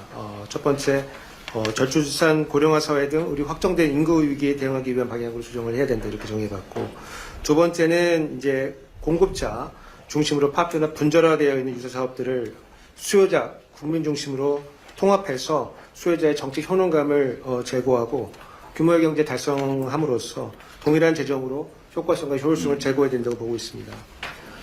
3페이지 보겠습니다. 구체적인 예를 한번 들어보겠습니다. 우리 지금 저출산 위기를 겪고 있는데 최근에 출산율이 반등하면서 좋은 소식들이 들려오고 있습니다. 이때 우리 그 저출산에 대응하기 위한 다양한 이제 영유아 현금성 수당들이 있는데 뭐 전체적인 규모로 보나 아니면 현금급여를 보나 OECD 국가들보다는 좀 낮은 것이 사실입니다. 그럼에도 불구하고 연령별로 굉장히 복잡한 파편적 구조를 갖고 있어서 이 받는 그 가구 입장에서 보면은 효능감이 높지 않은 것이 또 사실입니다. 그래서 그리고 최근에 이제 부모급여가 이제 들어오면서 보육시설 이용하고 이게 연동이 되어 있는 바람에 저소득 가구의 경우에 이 소득 획득 목적으로 이 시설 이용이 필요한 아동들을 어린이집에 보내지 않는 이런 경향들이 좀 관측이 되고 있습니다. 4페이지 보겠습니다. 4페이지에는 지금 현재 진행되고 있는 아동에 대한 연령별 현금성 지원 사업들이 예시가 되어 있고요. 아동 수당부터 부모급여, 첫 만남 이용권, 그리고 다양한 조세 지원 이렇게 합쳐보다 보면은 영세의 경우 첫째의 경우에는 1,550만 원 연간 돈이 들어가고 있고 저소득층 아동의 경우에도 1,790만 원 가까이 들어가고 있습니다.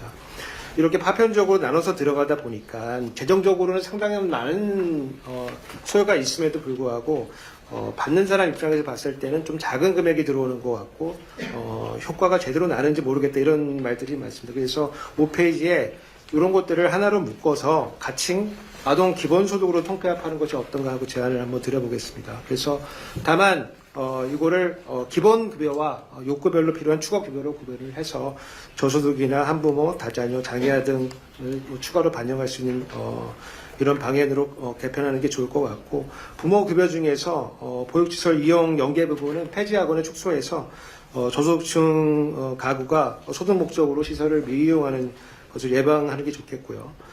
마지막으로 이제 출산 입양 공제, 자녀세액 공제 이런 것들은 지금 세제로 돼 있는데 이런 것들도 아동 기본소득에 편입해서 재원으로 쓰는 것도 좋은 방법이 이렇게 보고 있습니다.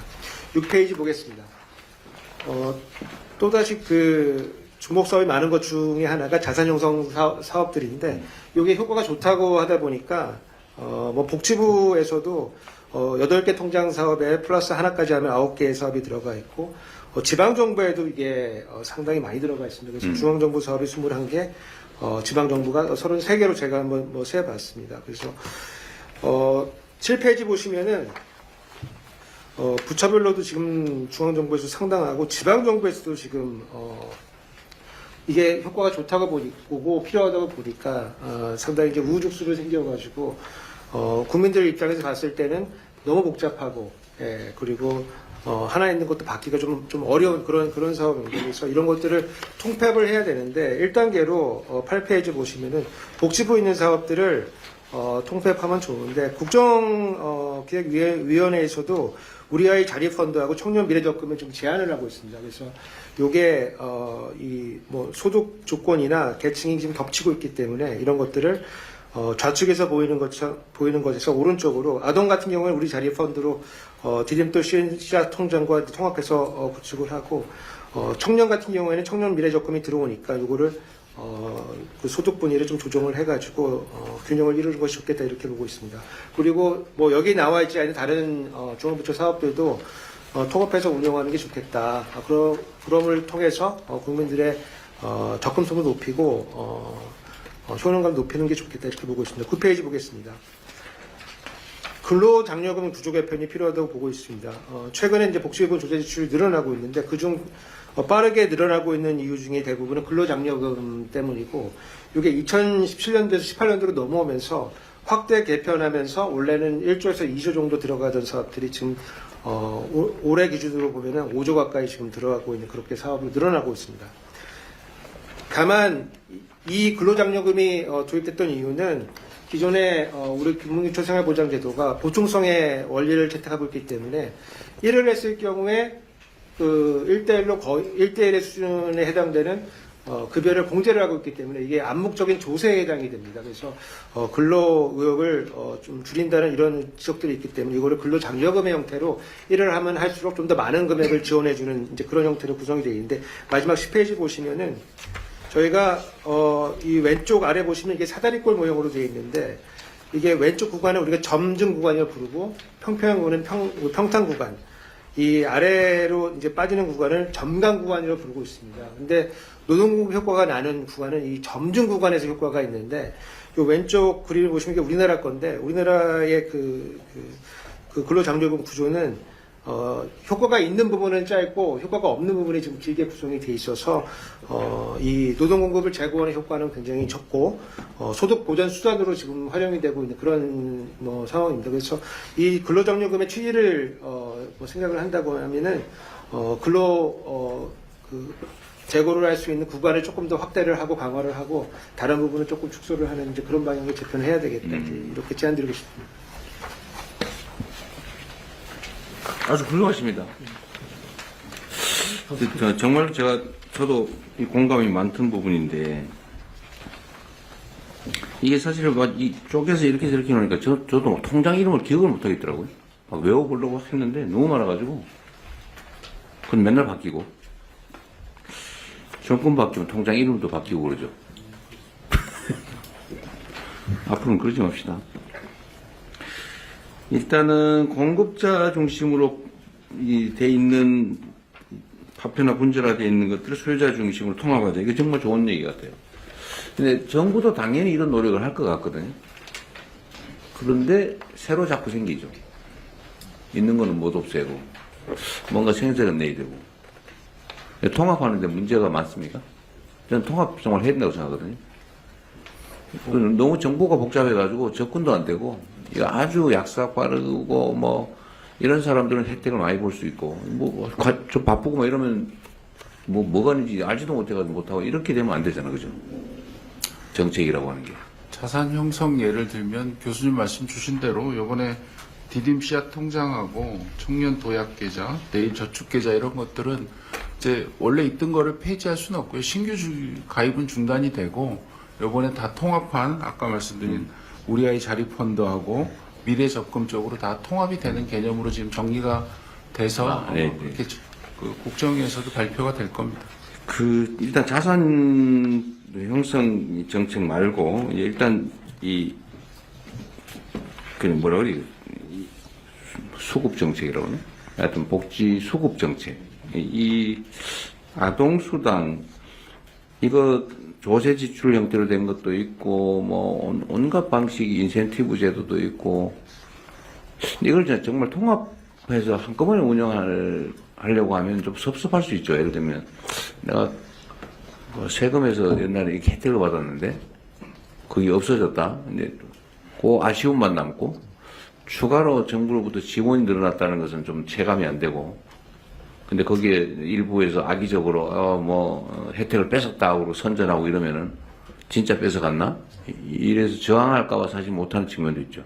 맞습니다. 이게 통합을 하면 처음에 신효과적이- 규모가 커지기 때문에 효능감이 있지만 네. 예전에 이제 출산했을 때 뭐 천만남 이용권, 뭐 이제 영아기에 굉장히 큰 돈을 부모급여를 이렇게 0세, 1세에 줬던 것들이 없어지면 사실 초반에 한 번 할 때는 뭔가 굉장히 받는 것 같지만 일단 그게 기본이 되고 나면 다른 정책 목표를 달성하는데 굉장히 좀 한계가 있어서 네.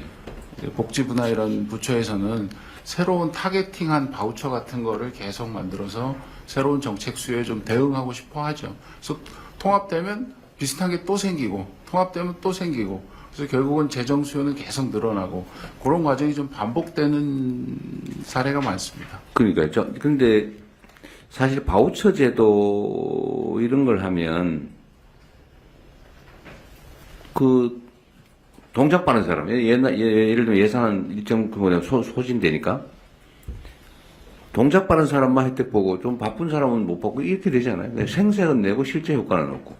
예를 들면 대상자가 막 50만 명인데 2,000명분 해놓고는 정책했다고 그러고 막 경쟁률 막 200대 1 그러고 그런 거는 하지 말아야 되는 거 아닙니까? 요즘은 근데 그런 분야들이 대부분 의무지출화돼 있어서 요건이 해당이 되면 뭐 예비비를 더 지원하든지 해서 요건을 좀 조정하더라도 이렇게 선착순으로 하는 이런 것들은 많이 좀 없어진 편입니다. 지방정부에는 꽤 있더라고. 나한테 그런 자랑하는 사람도 있던데. 대상자가 수만 명인데 1,000명 대상에서 그 정책했다고. 일단은 지금 당장은 어렵겠지만 이 지적한 대로 영유아 대상 수당을 통합하는 건 고민을 좀 해봐야 될 것 같아요. 그리고 저런 것도 있지 않습니까? 예를 들면 조세 지출 형태로 해버리면 지금은 돈이 안 돌아서 문제잖아요. 전체적으로. 전 세계적으로. 근데 정부가 그냥 안 걷는 것보다는 세금을 깎아주는 것보다는 받아서 지역화폐 형태라도 지출을 해주면 순환이 되지 않나요? 똑같은 건데. 저희도 지출을 좀 재정 지출이 더 효과적이라고 생각합니다. 그렇죠. 조세 지출보다는 재정 지출로 가는 게 훨씬 효과적이죠. 그리고 앞에 아까 말씀하신 것처럼 그 지방에는 지금 보조금 반납금이 매년 몇백억씩 주원금으로 반납을 하거든요. 그중에 많은 부분이 복지 예산입니다. 이게 이 신청주의 때문입니다.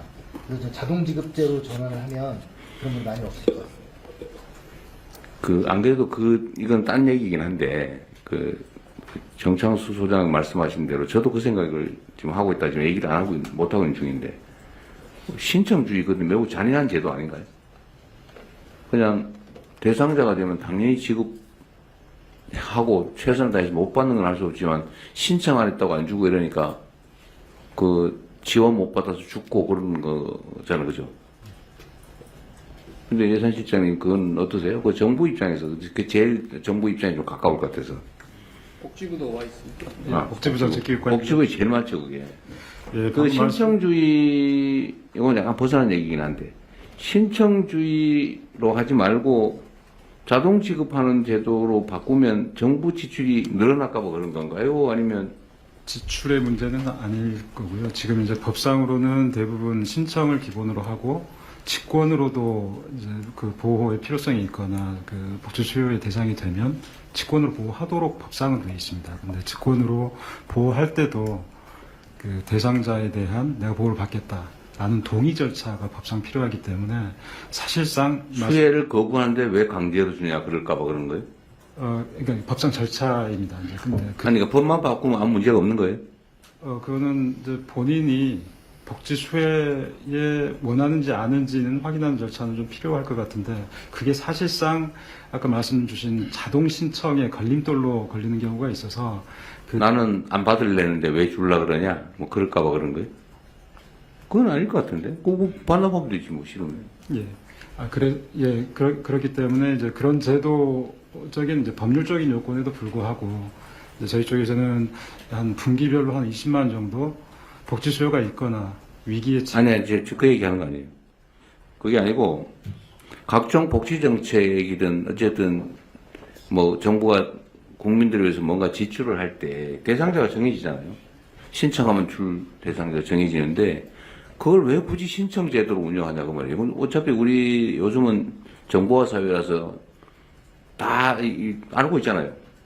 그러면 쫙 지급해주고 굳이 안 받겠다는 사람은 반납하고 그러면 되는데 왜 신청을 굳이 하게 해가지고 행정력을 낭비하냐고 말이죠.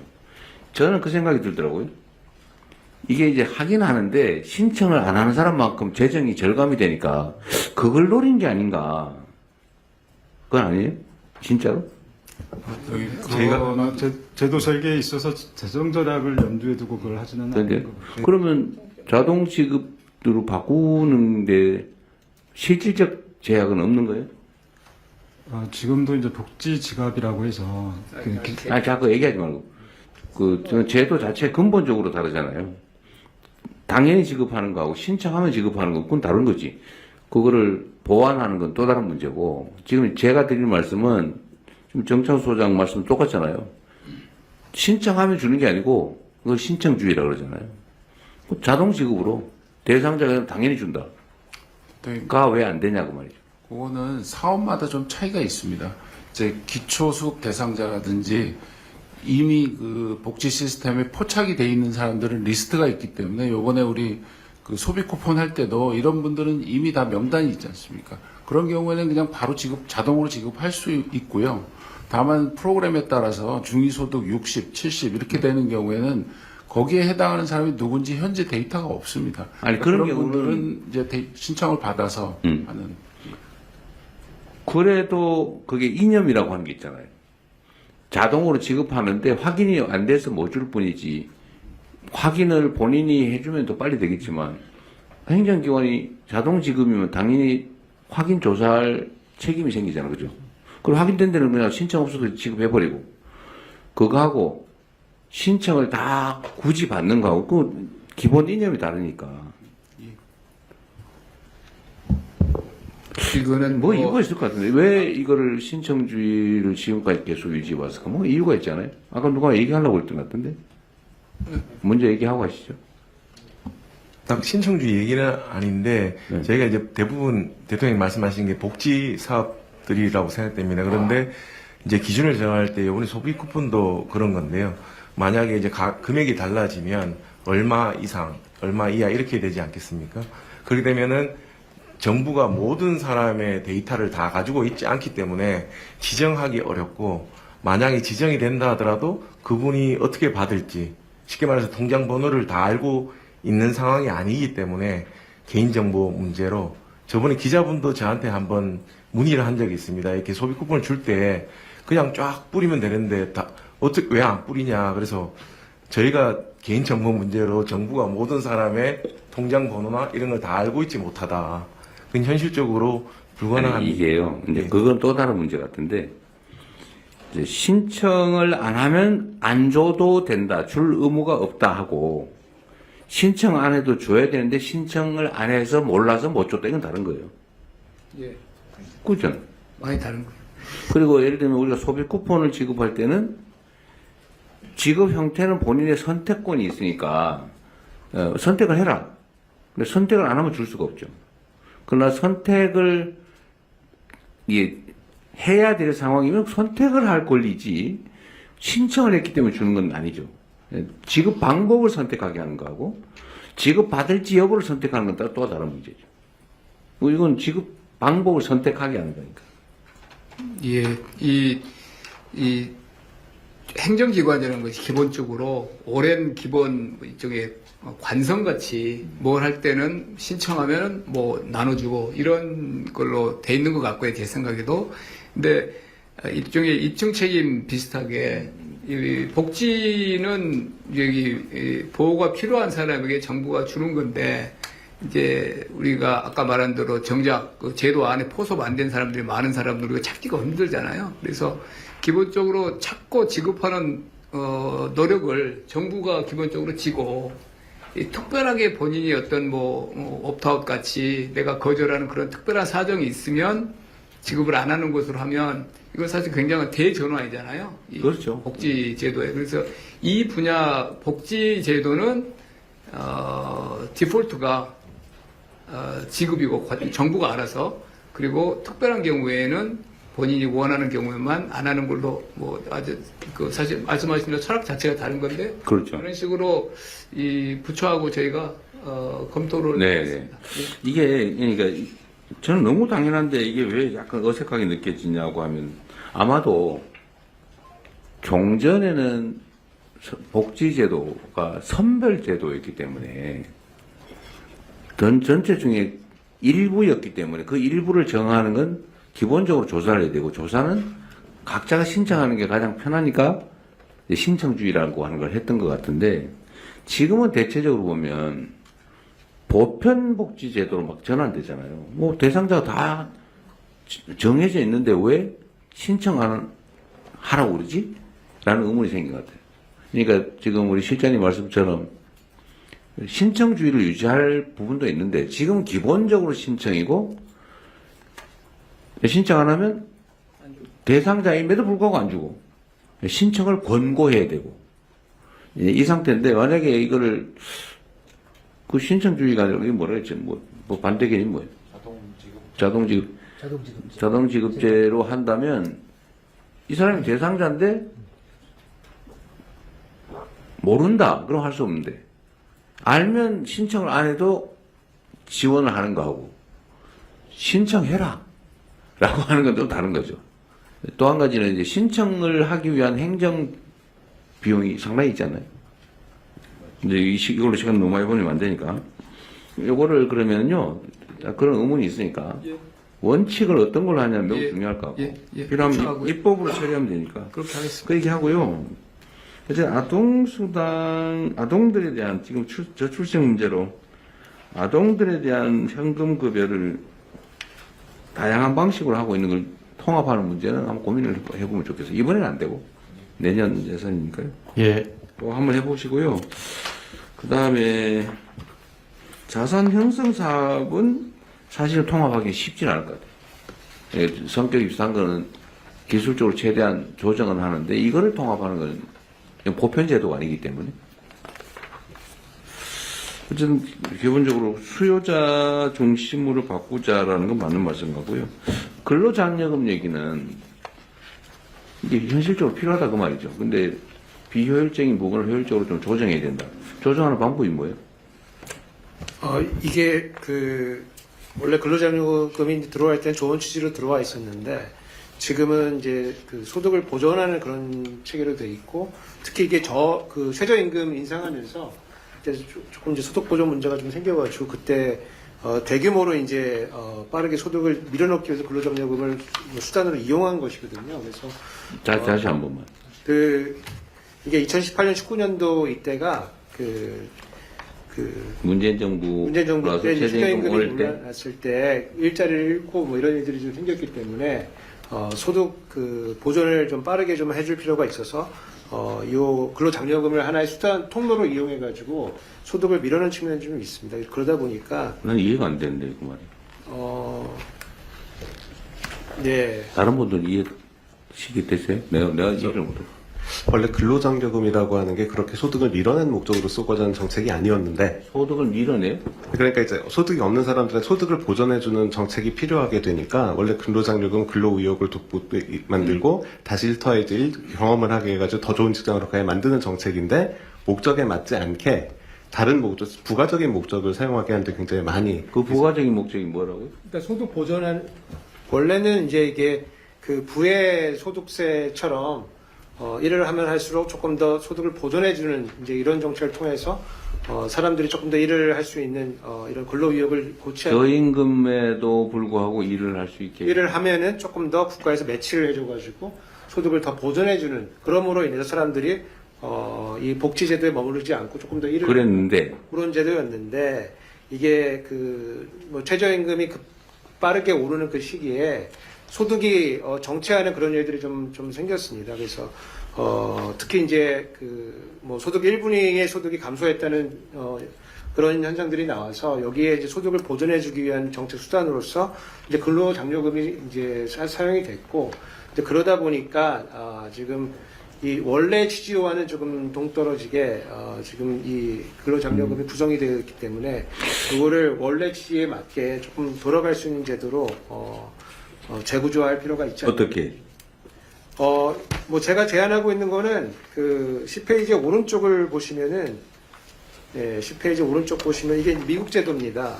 미국 제도고. 아니, 구체적으로 말을 해보세요. 예, 그래서 저희가 점증 구간, 평탄 구간, 이제 정강 구간 이렇게 나누고 있는데 점증 구간에서 효과가 나 있는 걸로 대부분의 연구는 다 보고를 하고 있습니다. 그러니까 어떻게 해야 되냐고요? 그래서 소득이 늘어났을 때 추가적으로 보존하는 그 강도를 조금 더 강화하고 그 다음에 그 기간을 점증 구간을 조금 늘린 다음에 평탄 구간과 정강 구간을 약간 아니, 이게 교수님.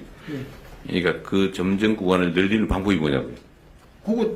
요 제도를 바꾸면 됩니다. 제도를. 아, 그래? 숫자만 바꾸면. 예, 제도를 바꾸면 됩니다. 예, 지금 너무 평탄하게 망가져 있는 제도를 조금 이렇게 원래 목적에 맞게. 그 예산실에서 이해해요?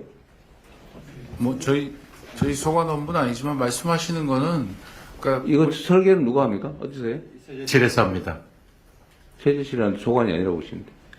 예산실이고요. 세제실에서 하는데 오늘은 지출 쪽으로 중심을 잡았기 때문에 네, 나중에 얘기합시다. 그러면. 그 다음에 한번 별도로 하겠습니다. 감사합니다. 열띤 토론이 계속되고 있는데요. 각 부처에서 공무원들께서도 잠깐만요. 네. 이거 이 근로장려 제도라고 하는 게 그냥 일감으로는 저는 그런 생각이 드는데 이거 저임금 기업들 지원 사업 아닌가요 혹시? 저임금 사용자에 대한 지원 제도. 노동자. 아니 형식은 노동자 지원인데 이게 실질적으로는 저임금 산업을 유지하는 결과를 빚는 거 아닌가요? 뭐 결과적으로 뭐 그런 측면이 뭐 그럼 만약에 저희 근로장려 제도가 없으면 거기에 일할 사람도 없어지고 그럼 그 기업 또는 그 해당되는 산업은 없어지는 거잖아요 원래. 요거는 이제 임금과 따로 오히려 뭐 고용주 입장에서 봤을 때는 우리도 국가에서 근로장려를 받으니까 우리가 임금을 조금 최저임금을 안 줄 수는 없는 거고. 그러니까 이제 더 올려줘야 되는 상황에서 더 올리지 않고 그렇죠. 국가가 주니까 우리는 조금만 최저만 올려주겠다 이런 상황은 벌어질 수가 있습니다. 다만 이제 근로자 입장에서는 총 임금이 중요하기 때문에 뭐 그런 상황도 시장 상황에 있어서는 좀 받아들일 수 사실상 사용자 지원 제도 아니냐 그 말이죠. 그렇게 작동하지 않느냐. 이게 일종의 임금 보조 역할을 하기 때문에 사용자 지원의 뭐 역할도 있다고 좀 보고 있습니다. 알겠습니다. 네.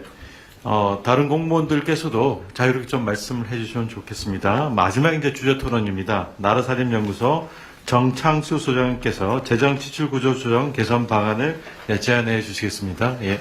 네, 마지막에 항상 시간의 피해를 보는 것 같습니다. 아무튼 이런 행사가 처음이어서 앞으로 이런 행사가 많아서 재정주권, 국민주권 차원에서의 의의를 살렸으면 좋겠습니다. 내년엔 꼭 타운홀 미팅이 진행됐으면 좋겠습니다. 제가 좀 시간이 얼마 남지 않은 것 같아서 PPT 문제 나온 2페이지를 보시면 제가 4가지 사업을 말씀드릴 텐데요. 하나는 첫 번째는 석탄 문제입니다.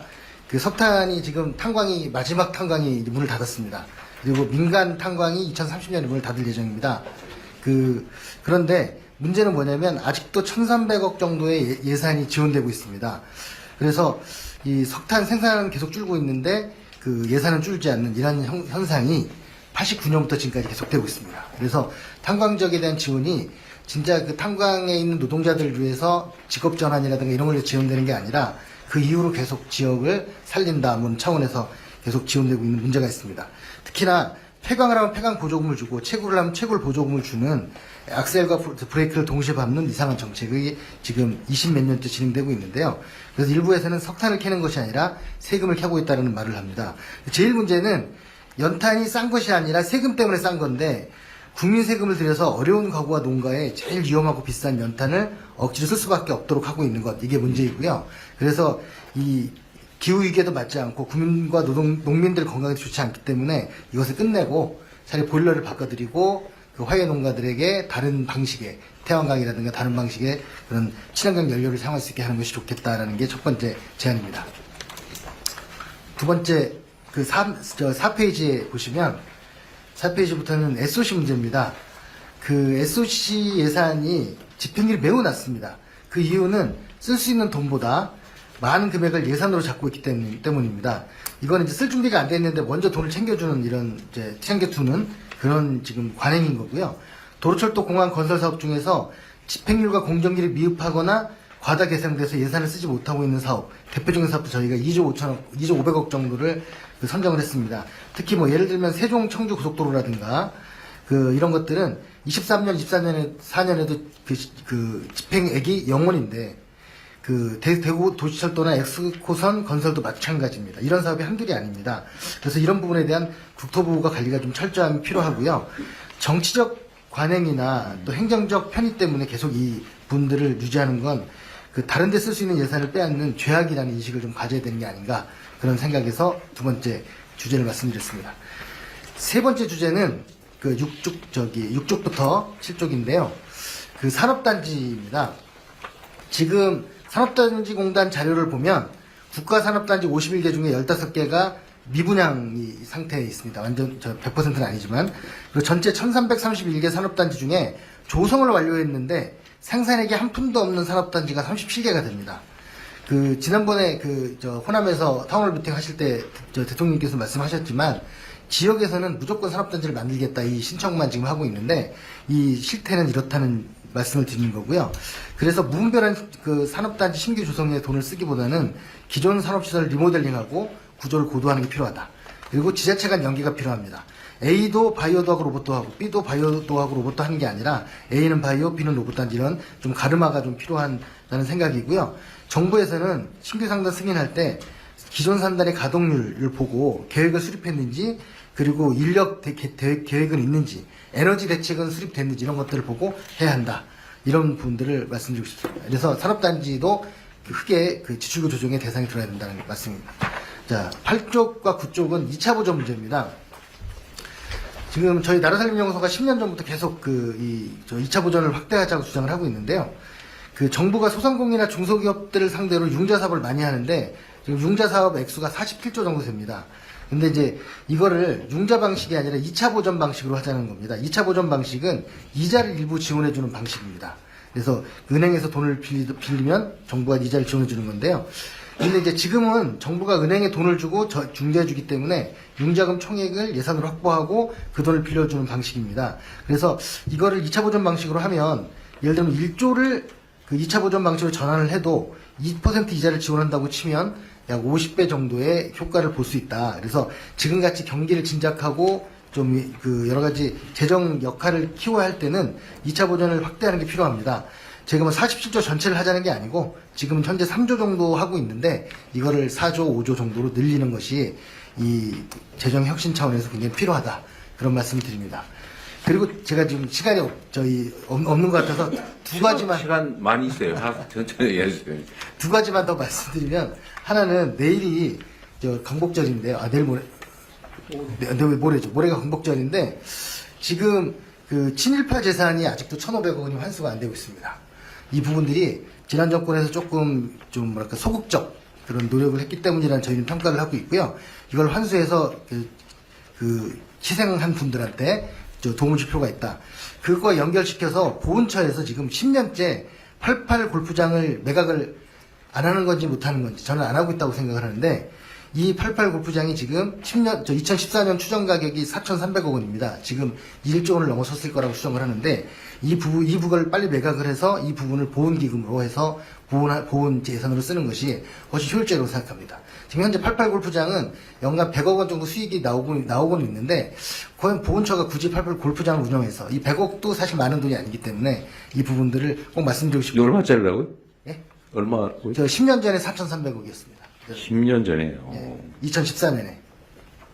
보훈처가 주셨어요? 80만 평 정도 됩니다. 그래서 이 부분들을 골프를 왜 유지해야 되는지는 제가 여기 이 자리에서 말씀을 못 드리겠지만 굉장히 좀 저는 좀 뭔가 있어요. 답답하게 보고 있습니다. 그리고 마지막으로 하나 말씀드리는 건 지방 문제인데요. 그 지방에 현재 지방이 예산이 부족해서 어려운 점도 많이 있지만 있는 돈을 못 쓰는 문제도 많이 있습니다. 예를 들면 경기도의 모 지자체는 1,300억 원이나 잉여금이 있는데도 지방채를 400억을 발행해가지고 이자를 12억 원을 내고 있는데요. 이런 식의 지방들이 재정관리를 못하는 측면을 행안부가 조금 관리를 강화해야 되는 게 있는데, 그중에 특히 제가 하나 꼭 집어서 이걸 해결했다고 말씀드리는 건 이자 수입입니다. 지금 금고에 그 지방 금고의 거의 69%, 70% 가깝게가 농협이 하고 있는데요. 지금 저희 연구소가 23년도를 분석을 해보니까 약 170조 정도 돈을 지자체가 기금하고 일반 예산 갖고 있는데, 이 돈에 대해서 이자 수입이 얼마냐 따져봤더니 보통예금을 하고 있다는 얘기. 예, 근데 높은 곳은 4.7%인 지역이 있습니다. 제가 어디라고 말씀을 못 드리겠는데, 그 낮은 곳은 0.5%입니다. 그래서 이 차이는 어디서 되는가? 지자체 단체장의 의지의 문제도 있지만, 저는 우선 아까 그 투명하게 이 내용이 공개가 된다면 충분히 주민들이 이 부분에서 항의를 하고 좀 더 개선할 수 있으라고 봅니다. 그래서 어떤 농협은 4.7%인데 어떤 농협은 0.5%냐? 그리고 근데 그 이자율을 공개하지 않고 있습니다, 지자체들이.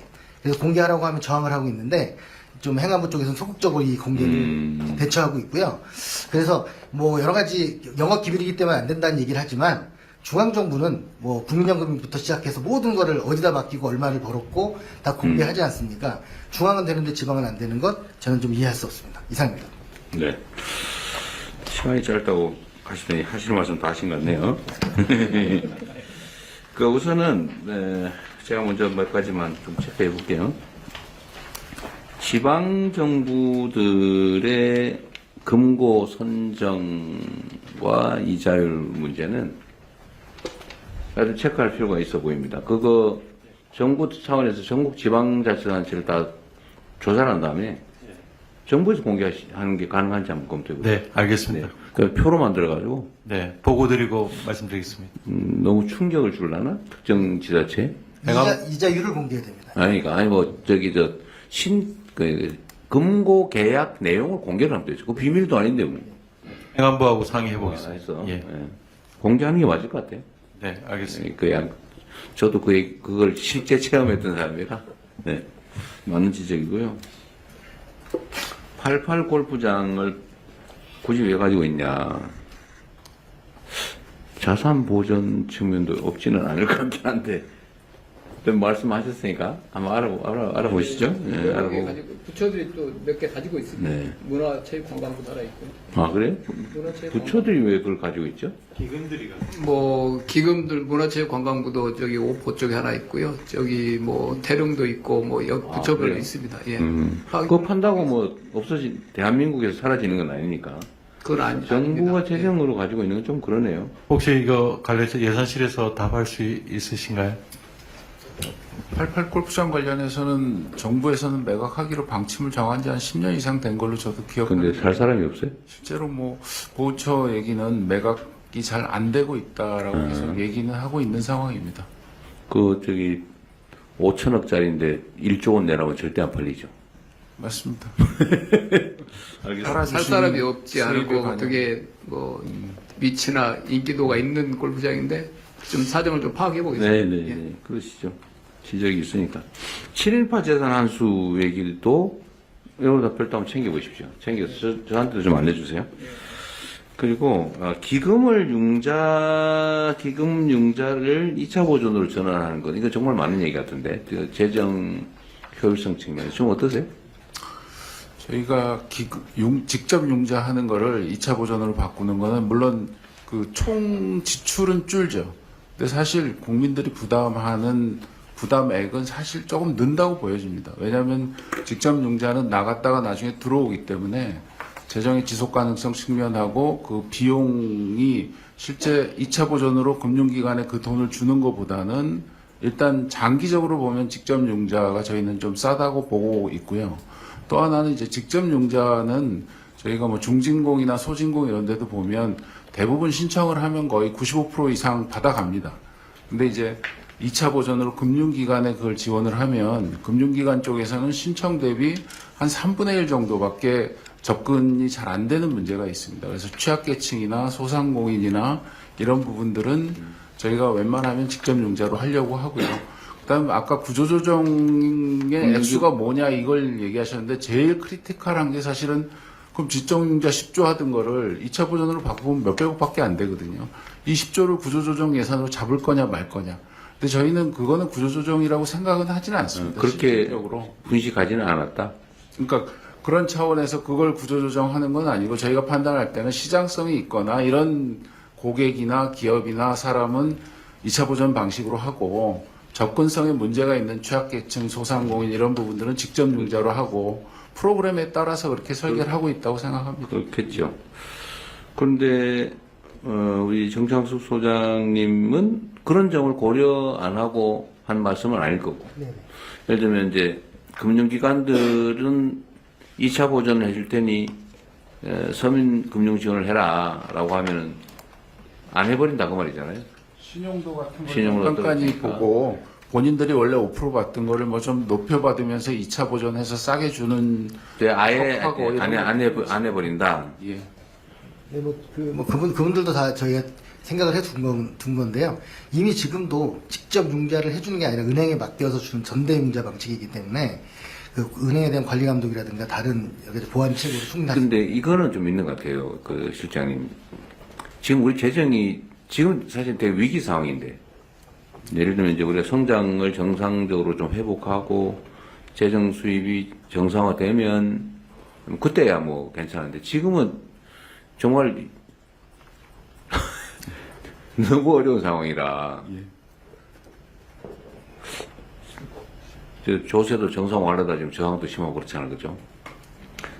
오직하면 그럴까 싶은데 사실 지금은 비상시기라서 좀 최대한 융자가 불가피한 거는 융자로 하는데 2차 보전으로 전환할 수 있는 거는 최대한 전환하고 거기서 커버 안 되는 부분만 융자를 하는 걸로 좀 최소화하고 재정 여력을 확보하면 좋겠는데요. 예, 이것도 사실 이제 직접 그 융자를 하는 공적 기관을 유지하는 문제와 관련이 돼 있습니다. 공단과 무슨 뭐 보증 아니 제가 이거 없애버리자는 게 아니고 예. 지금 한 2, 3년 내가 보기에는 한 2, 3년 정도일 것 같은데 한 2, 3년 뭐 길게 보면 2, 3, 4년 요 사이에는 좀 최대한 2차 보전으로 전환을 했다가 그 다음에 다시 복귀할 거니까 그것도 장점이 있으니까요. 재정 여력이 있으면 고르자는 얘기니까. 그래서 저는 직접 수행이 필요성이 사실 없는데도 부처가 직접 수행기구들을 이미 몇십 년간 운영했기 때문에 사실 직접 본인들이 그걸 고집해서 융자 쪽으로 가는 부분이 물론 분명히 있거든요. 그래서 공공기관 약간 개혁과 연관해서 그 직접 융자보다 민간이 이미 그쪽에 시스템이 갖춰져 있는 분야는 민간을 활용하고 2차로 하는 게 맞습니다. 그래서 그것도 그러니까 이게 이제 기득권 문제인데 사실은 이제 그런 당연히 저항할 수밖에 없고 일자리도 사라질 테니까요. 일거리가 없어지니까. 근데 그런 거 눈 감고 해야지. 그건 안 하면 개혁이 됩니까? 개혁이 원래 좀 아프지. 지난번에 한번 보고 드린 것처럼 저희가 지방에 어떤 사업을 넘길 때도 그때는 부처의 저항이 굉장히 조직과 관련돼서 있고 아까 말씀하신 대로 이런 직접 융자를 금융기관으로 넘기는 거는 공공기관들의 직접 수행 그런 부분 그러니까 그런 것들을 사실은 혁파해야죠. 그냥 고려하지 알거나 고려하더라도 최소한만 해야지. 그럼 뭐가 바뀌겠어요? 예? 같이 연구하는 데서 공공기관하고 같이 가겠습니다. 공공기관 개혁은 꼭 필요한 그러니까요. 이슈라고 생각합니다. 지금 다음 단계로 우리가 공공기관 통폐합도 좀 해야 될 것 같은데 이게 너무 많아가지고 숫자를 못 시겠더라고요. 너무 많아가지고. 예. 그래서 그 통합도 해야 되니까 그런 거 좀 고려하지 말고 대대적으로 좀 하세요. 우리 실장님이 좀 챙기셔가지고 이거 전원하시고요. 그럼 여력이 조금 더 생길 것 같은데. 그리고 아까 정창수 좀 말씀하신 것 중에 재정 자율성 문제는 저희가 지금 관련 부처에 지시해놨어요. 지방 정부들한테 재정 정책 집행에 좀 자율성을 최대한 주라고. 안 그래도 예산도 지금 그렇게 편성하고 있잖아요, 그죠? 그건 참고하시고요. 산단을 너무 많이 만들어서 분양도 안 되고 이 사실 진짜 문제예요. 필요한 데는 해야 될 텐데 결국 정책 판단을 잘해야죠. 이것도 한 번 더 챙겨보십시오. 지적이 있으니까. 국토부에서 혹시 이에 관련해서 말씀하실 분 있으신가요? 예, 기회 주셔서 감사합니다. 그래요? 말을 막았나 내가? 감사합니다. 말씀하세요. 네, 방금 발제해 주신 것처럼 새로운 산단을 만들기에 앞서서 기존의 산단들을 좀 재구조화하는 것이 선행 노력이 필요하다 강조해 주신 것에 대해서 굉장히 깊이 공감하고 있습니다. 네, 다만 기존 산단을 좀 저희가 조성을 신중하게 앞으로 하게 되더라도 말씀하신 것처럼 노후된 산단이 굉장히 빠르게 증가하고 있기 때문에 이러한 구조, 예산 지출의 구조의 전환 과정에서 어쩌면 저희가 절감할 수 있는 국가 지출보다는 뿌려셔야 될 밭을 굉장히 더 넓혀갈 수밖에 없다는 말씀을 좀 먼저 좀 드리고 싶습니다. 지적해 주신 대로 51개, 주신 통계상으로는 51개고요. 저희가 현재 파악하고 있기로는 54개입니다만은 국가산단 중에서 이제 미분양이 상당히 많이 발생하고 있는 것은 사실이고, 국가산단뿐만이 아니라 일반적인 전체 산단은 지금 전국적으로 약 1,300개가 넘어가는 상황입니다. 그 중에서 이제 작은 산단까지 합해서 생산력이 좀 떨어지는 것도 사실이기는 합니다. 그래서 이러한 산단들의 구조를 좀 고도화하고 저희가 나아가서 일반 택지를 새로운 택지 개발을 하는 것도 필요하지만 원도심 재개발하듯이 좀 산단에 있어서도 그러한 구조 개선도 필요하다라는 관점에서 저희 부처에서는 좀 제도 개선 방안에 대해서 실무적으로는 고민하고 있습니다. 네. 이러한 과정에선 저희가 기존에는 사실은 지원하고 있는 것이 너무 적기 때문에 이번 기회에 이것에 대해서도 좀 예산을 좀 대폭 늘릴 수 있는 기회가 된다면 네, 오히려. 두 번째로는 그런 과정에서 저희가 산단의 분양률이 굉장히 체계적으로 관리되지 못하고 있었다는 반성도 많이 했습니다. 현재 산입법의 시행령에 따르면은 이것을 시도 단위로 저희가 관리했습니다. 그래서 국가산단의 경우에 15%, 또 일반 산단의 경우에 30%가 넘는 미분양률이 나오면 신규 산단을 좀 만드는 것을 저희가 제약을 건다는 이런 등이 있는데 좀 더 이것을 세밀하게 시군구 단위로 갈 필요도 있을 것 같고요. 그럼에도 불구하고 신규 산단을 개발하는 것은 저희가 아주 안 할 수는 없는 때로는 아주 유효한 정책 수단이라도 한 것은 좀 말씀드리고 싶습니다. 현재 저희가 아리백 산단이라든지 또 에너지 신도시를 만들어서 지방의 균형 발전을 도모하기 위해서 일부의 지역에 대해서는 이것을 저희가 잘 검토해서 좀 성공적인 새로운 산단 모델도 만들 필요가 있다고 생각을 합니다.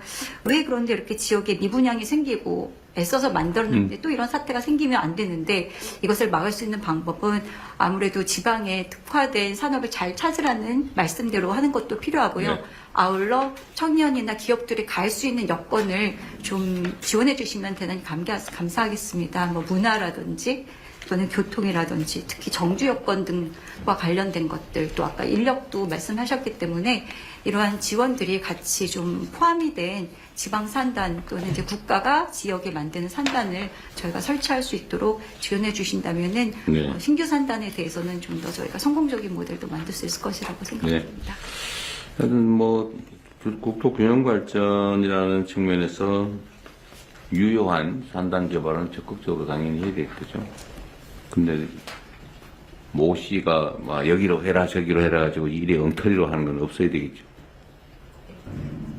이 관련해서 지방 같은 경우에는 산단을 유치하는 게 그 지역의 업적이 되고 개발의 근거가 돼서 국회의원들이나 지자체장들이 엄청 노력은 합니다. 근데 이제 문제는 그렇게 유치해놓고 운영은 중앙에서 관리를 하거든요. 그러니까 부담은 중앙이 지는 구조입니다. 그래서 제도 개선을 한다면은 이제 그것까지도 지자체나 그 지역에서 담당하는 것도 한번 고민을 해볼 필요가 있습니다. 그래야 좀 책임 있는 분양부터 책임 있는 운영을 할 가능성이 많습니다. 그러니까 유치는 본인들이 하고 결과값의 운영은 중앙에서 하는 부담의 구조도 한번 이번에 제도 개선할 때 네. 같이 논의하고 검토할 필요가 있습니다. 네, 국토부가 좀 더 세밀하게 대비를 잘 하셔야 될 것 같아요.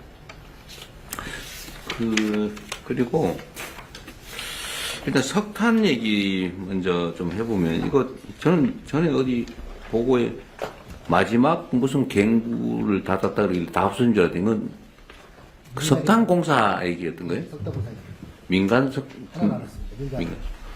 그 중단해야 되는 거 아니에요? 뭐 자꾸 경쟁력도 없는데 그걸 이제 석탄 산업을 우리가 발전 강원도하고 상의하겠습니다. 네, 산업부에서 이 문제에 대해서 아마 코멘트하실 분이 오셨습니다. 네. 그 석탄공사 운영하는 마지막 탄광은 지난 6월 30일 날 문을 닫았고요. 지금 남아있는 거는 그 경동에서 운영하는 상덕광업소, 어디요? 있습니다.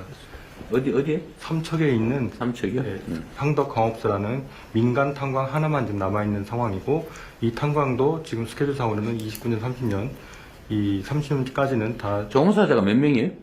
종사자가 지금, 721명입니다. 그 위험하고 경쟁력도 없고 아까 말씀하신 대로 효율성도 없고 예산 낭비에 이게 연간 얼마 들어간다고요? 거기에 지원하는 게? 석탄 채굴 공급에? 석탄 연탄 합쳐 1354억입니다. 매년? 올해가 그렇고요. 그전에는 예. 아주 많았습니다. 지금 그 석탄 생산과 관련해서는 지금 그동안에는 어쨌든 그 석탄공사 운영하는 탄광하고 민간 탄광 둘 다 지원했는데 석탄공사 탄광이 문을 닫았기 때문에 이제는 민간 탄광에 지원하는 석탄 생산 보조금만 남아있는 상황이고, 얼마 정도예요? 그 지금 한 280억 정도 생산 보조금이 들어가고 있고, 연탄에는 한 190억 정도 그 생산 보조금이 들어가고 있습니다. 총 얼마예요?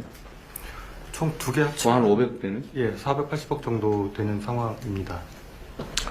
그 500억을 차라리 바우처로 해서 지원해 주는 게 낫겠다 그 말이죠?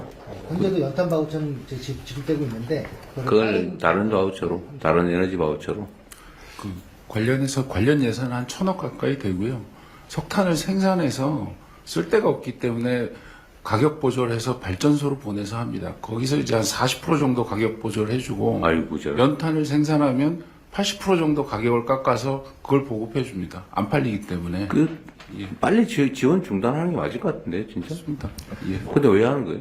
그러면 이거 이제 휴경 보조금 같이 지역에 아마 몇 년간까지 5년간 또 지역에는 또 보존을 해줘야 될 거 아니에요? 아니, 다른 방식으로 차라리 해야지. 차라리 현금으로 주든지. 계속 연장해 온 겁니다. 아니, 그러니까 10년째 이러고. 89년부터 지금 계속 하는 거지. 이제 그만해야 되겠는데, 이거. 예. 탄소 발생도 시키잖아요. 예, 그래서 말씀드린 대로 탄광은 1개 남았고, 연탄 공장은 전국에 17개가 남아있는 상황입니다. 그래서 말씀하신 대로 그 보조를 하고 있는 거를, 저희가 바로 중단하게 되면, 바로 연탄 가격이 한 250원 정도 상승이 됩니다, 장당. 그렇게 되면은 연탄 사용 가구가 지금. 연탄 한 장이 얼마예요, 요새? 한 1072원 정도 하고 있습니다. 선생님인데 250원이 오른다? 예. 그래서 바로 그거를 아니, 그러니까 바로 뭐 지금 즉각한 이런 걸 그렇게 할 수는 없고, 그래도 2030년은 너무 긴 것 같아서. 예, 한 3년 정도 단계적으로 3분의 1씩 감축을 해서, 연탄 보조금을 없애고, 그거를 말씀하신 대로 연탄 쿠폰에 좀 얹어가지고, 지원하는 방식으로 전환을 하도록 그렇게 하겠습니다. 대체연료 쿠폰으로. 연탄 쿠폰을 좀 주고 있는데, 거기 얹어가지고. 하여튼 요거는 별도로 좀 조정 내용을 재검토해가지고. 예, 지역 다른 대안 사업을 해줘야 될 것 같고, 그 예산 가지고 그런 방식이 아니더라도 대체 산업을 넣는 것도 내년부터 시작을 만들겠습니다. 그 대통령 관련해서 사실 이 연탄의 이런 구조가 30년째 이렇게 왔는데 제가 발표할 때 말씀드린 쌀도 이거랑 거의 유사한 구조입니다. 현재 수요가 적기 때문에 구조는 비슷한데 관련자가 숫자의 차이가 엄청나게 맞습니다. 맞습니다. 이제 그거를 대비해야 한 그게 사실은 더 중요합니다. 이거 정리하는 것도 중요하다. 쌀은 안보 산업이고 석탄은 안보 산업이 아닌 것 같은데. 네. 거기에 대한 미세 조정이 필요하다는 말씀. 그러세요. 예. 자, SOC 예산은 우리 국토부에서 이거 관련돼서 누구 의견 있어요? 예, 국토부 네, 말씀드렸습니다. 그 말씀 취지는 저희들이 충분히 공감하고 철저한 노력을 더 해야 된다는 자극으로 받아들입니다. 다만 이제 말씀하실 때 아예 준비가 안 됐다고 표현하신 또 죄악이라는 표현을 또 하시고 그 정도는 아닌 작동하고 있다는 부분을 간단하게만 좀 말씀드리겠습니다. 원래 예산 편성을 할 때는 SOC 같은 경우는 지역 균형 발전이나 국민 편의, 국민 안전 이런 것 때문에 하게 되는 거고요. 다만 그 아래에서 우리가 집행 여건이라든지 이런 부분은 충분히 고민을 사실 해야 됩니다. 일단 편성할 때는 사실 저희 부도 고민하지만 기재부가 사업에 대한 축적된 데이터를 갖고 있기 때문에 부처가 좀 욕심이 들어가거나 의욕이 들어간다 하더라도 기재부에서 그 부분에 대해서는 부처 그 정부안 만드는 과정에서 감액을 시킵니다. 그런 과정이 있다는 부분도 있고요. 네. 그 다음에 이제 이 편성 요인과 관련해 가지고 이게 사실은 예측할 수 있는 요인이면 정부 시스템 안에서 이게 걸러지는데 그 과정에서 예측하지 않은 요인들이 보통 집행 단계에서 일어납니다. 그 부분들은 뭐 사실은 저희들이 아무리 좀 노력해봤자 안 되는 부분은 있습니다. 그런 부분들이 지금 예시하신 부분들이 예를 들어서 시공사가 갑자기 뭐 넘어져 버리거나 가덕도 그러죠. 가덕도도 그렇고 그다음 뭐 환경영향 평가하다 보니 이 반대 단체가 너무 심해서 좀 되는 부분 이런 부분들은 저희들도 긴밀하게 사실은 기재부가 같이 점검을 하고 거기다가 그 해에 집행이 못 되면 뭐 다른 쓸만한 사업으로 이렇게 전용을 한다든지 이런 식의 시스템이 나름 돌아가고 있다는 부분. 그리고 국회에서도 사실은 통제가 받고 있는 부분이 있는데 가장 요번에 새 정부에서 저희들이 고맙게 생각하는 거는 부처에서 알아서 기재부와 협의해서 하는 시스템 외에 국정기조로 지출구조 조정이라는 강력한 이럴 때 한번 도려내라. 이런 부분에 큰 기조를 주셨기 때문에 그런 부분에서 요번에도 2차 추경할 때도 많이 도려냈고 또 지금도 기재부 지침에 따라서 정관 편성할 때 그 부분이 반영이 돼서 진도가 나가고 있다는 그래서 너무 극단적으로 잘 안 돌아가거나 이렇게 생각은 안 하고 있어도 네, 알겠습니다. 무지하게 억울하셨던 모양이네요. 아니, 근데 제가 그 사업을 하지 말자는 얘기가 아니라 네, 됐어요. 예산을 이제 시차를 조절하자는 거고요. 네. 그리고 1년만 그런 몰라도 2, 3년은 좀 네. 심각한 거라고 생각합니다. 여튼 뭐 그런 거 있죠. 여기도 보면 2조 해놨는데 가덕도가 절반이네요. 네, 가덕도는 우발 사고지. 네. 하여튼 그냥 이 지적 자체는 의미 있는 것 같고 근데 지금은 어쨌든 우리가 예산 편성이 나름 감안은 돼 있을 텐데 이것도 한번 참고하시고요. 어쨌든 SOC 예산에 이렇게 막 집중도를 계속 유지할 수 있겠냐 해보면 좀 어려울 것 같아요. SOC 예산은 좀 조정을 해야 되지 않을까. 그러죠. 요거는 좀 더 신경 써가지고 적절하게 조정하고 꼭 필요하면 뭐 추가를 나중에 하든지 하더라도 좀 더 줄여야 될 필요는 있을 것 같네요. 기재부 경제예산국장님 네네네. 간단하게 코멘트 하시죠. 참고로 저희가 내년도 예산 편성할 때 그 국토부와 잘 협의해가지고 그 편성 그 집행 지연 사업들이 많이 있습니다. 네네. 정상수 소장님 지적해 주신 바와 같이 그래서 저희가 그 도로 철도를 중심으로 집행 지연 사업이 확인되는 경우를 중심으로 대상으로 저희가 한 0.7조 원 정도 구조 조정을 했고요. 그 다음에 이제 그 철도 같은 경우에는 그 철도 공단에서 정부에서 출연금을 받아서 이제 철도 레일을 건설해 갑니다. 근데 그 과정에서 이제 잠겨 있는 돈들이 되게 많이 있습니다. 그러니까 그 노선별로 집행이 잘 안 되기 때문에 실제 그 노선별로 돈은 출연을 받았지만 실제 그냥 예를 들면 아까 말씀 주신 대로 뭐 그냥 그 공단 내에 잠겨져 있는 돈들이 많아서 이번에도 저희가 한 1조 원 수준으로 환수를 해서 다시 그 재원들을 집행이 잘 되고 있는 사업 쪽으로 전환하는 그 예산도 반영을 했다는 말씀을 드립니다. 네. 하여튼 이 SOC 예산은 정치적 요소가 꽤 있잖아요. 그죠? 거기 많이 휘둘리지 않도록 어쨌든 뭐 정치인들 입장에서는 뭐 확보하는 게 최대 과제니까 뭐 등살이 보통이 아니죠. 그래도 점 있고 좀 버텨보세요.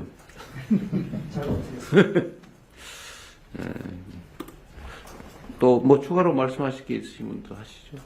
의견 있으면 말씀하시고.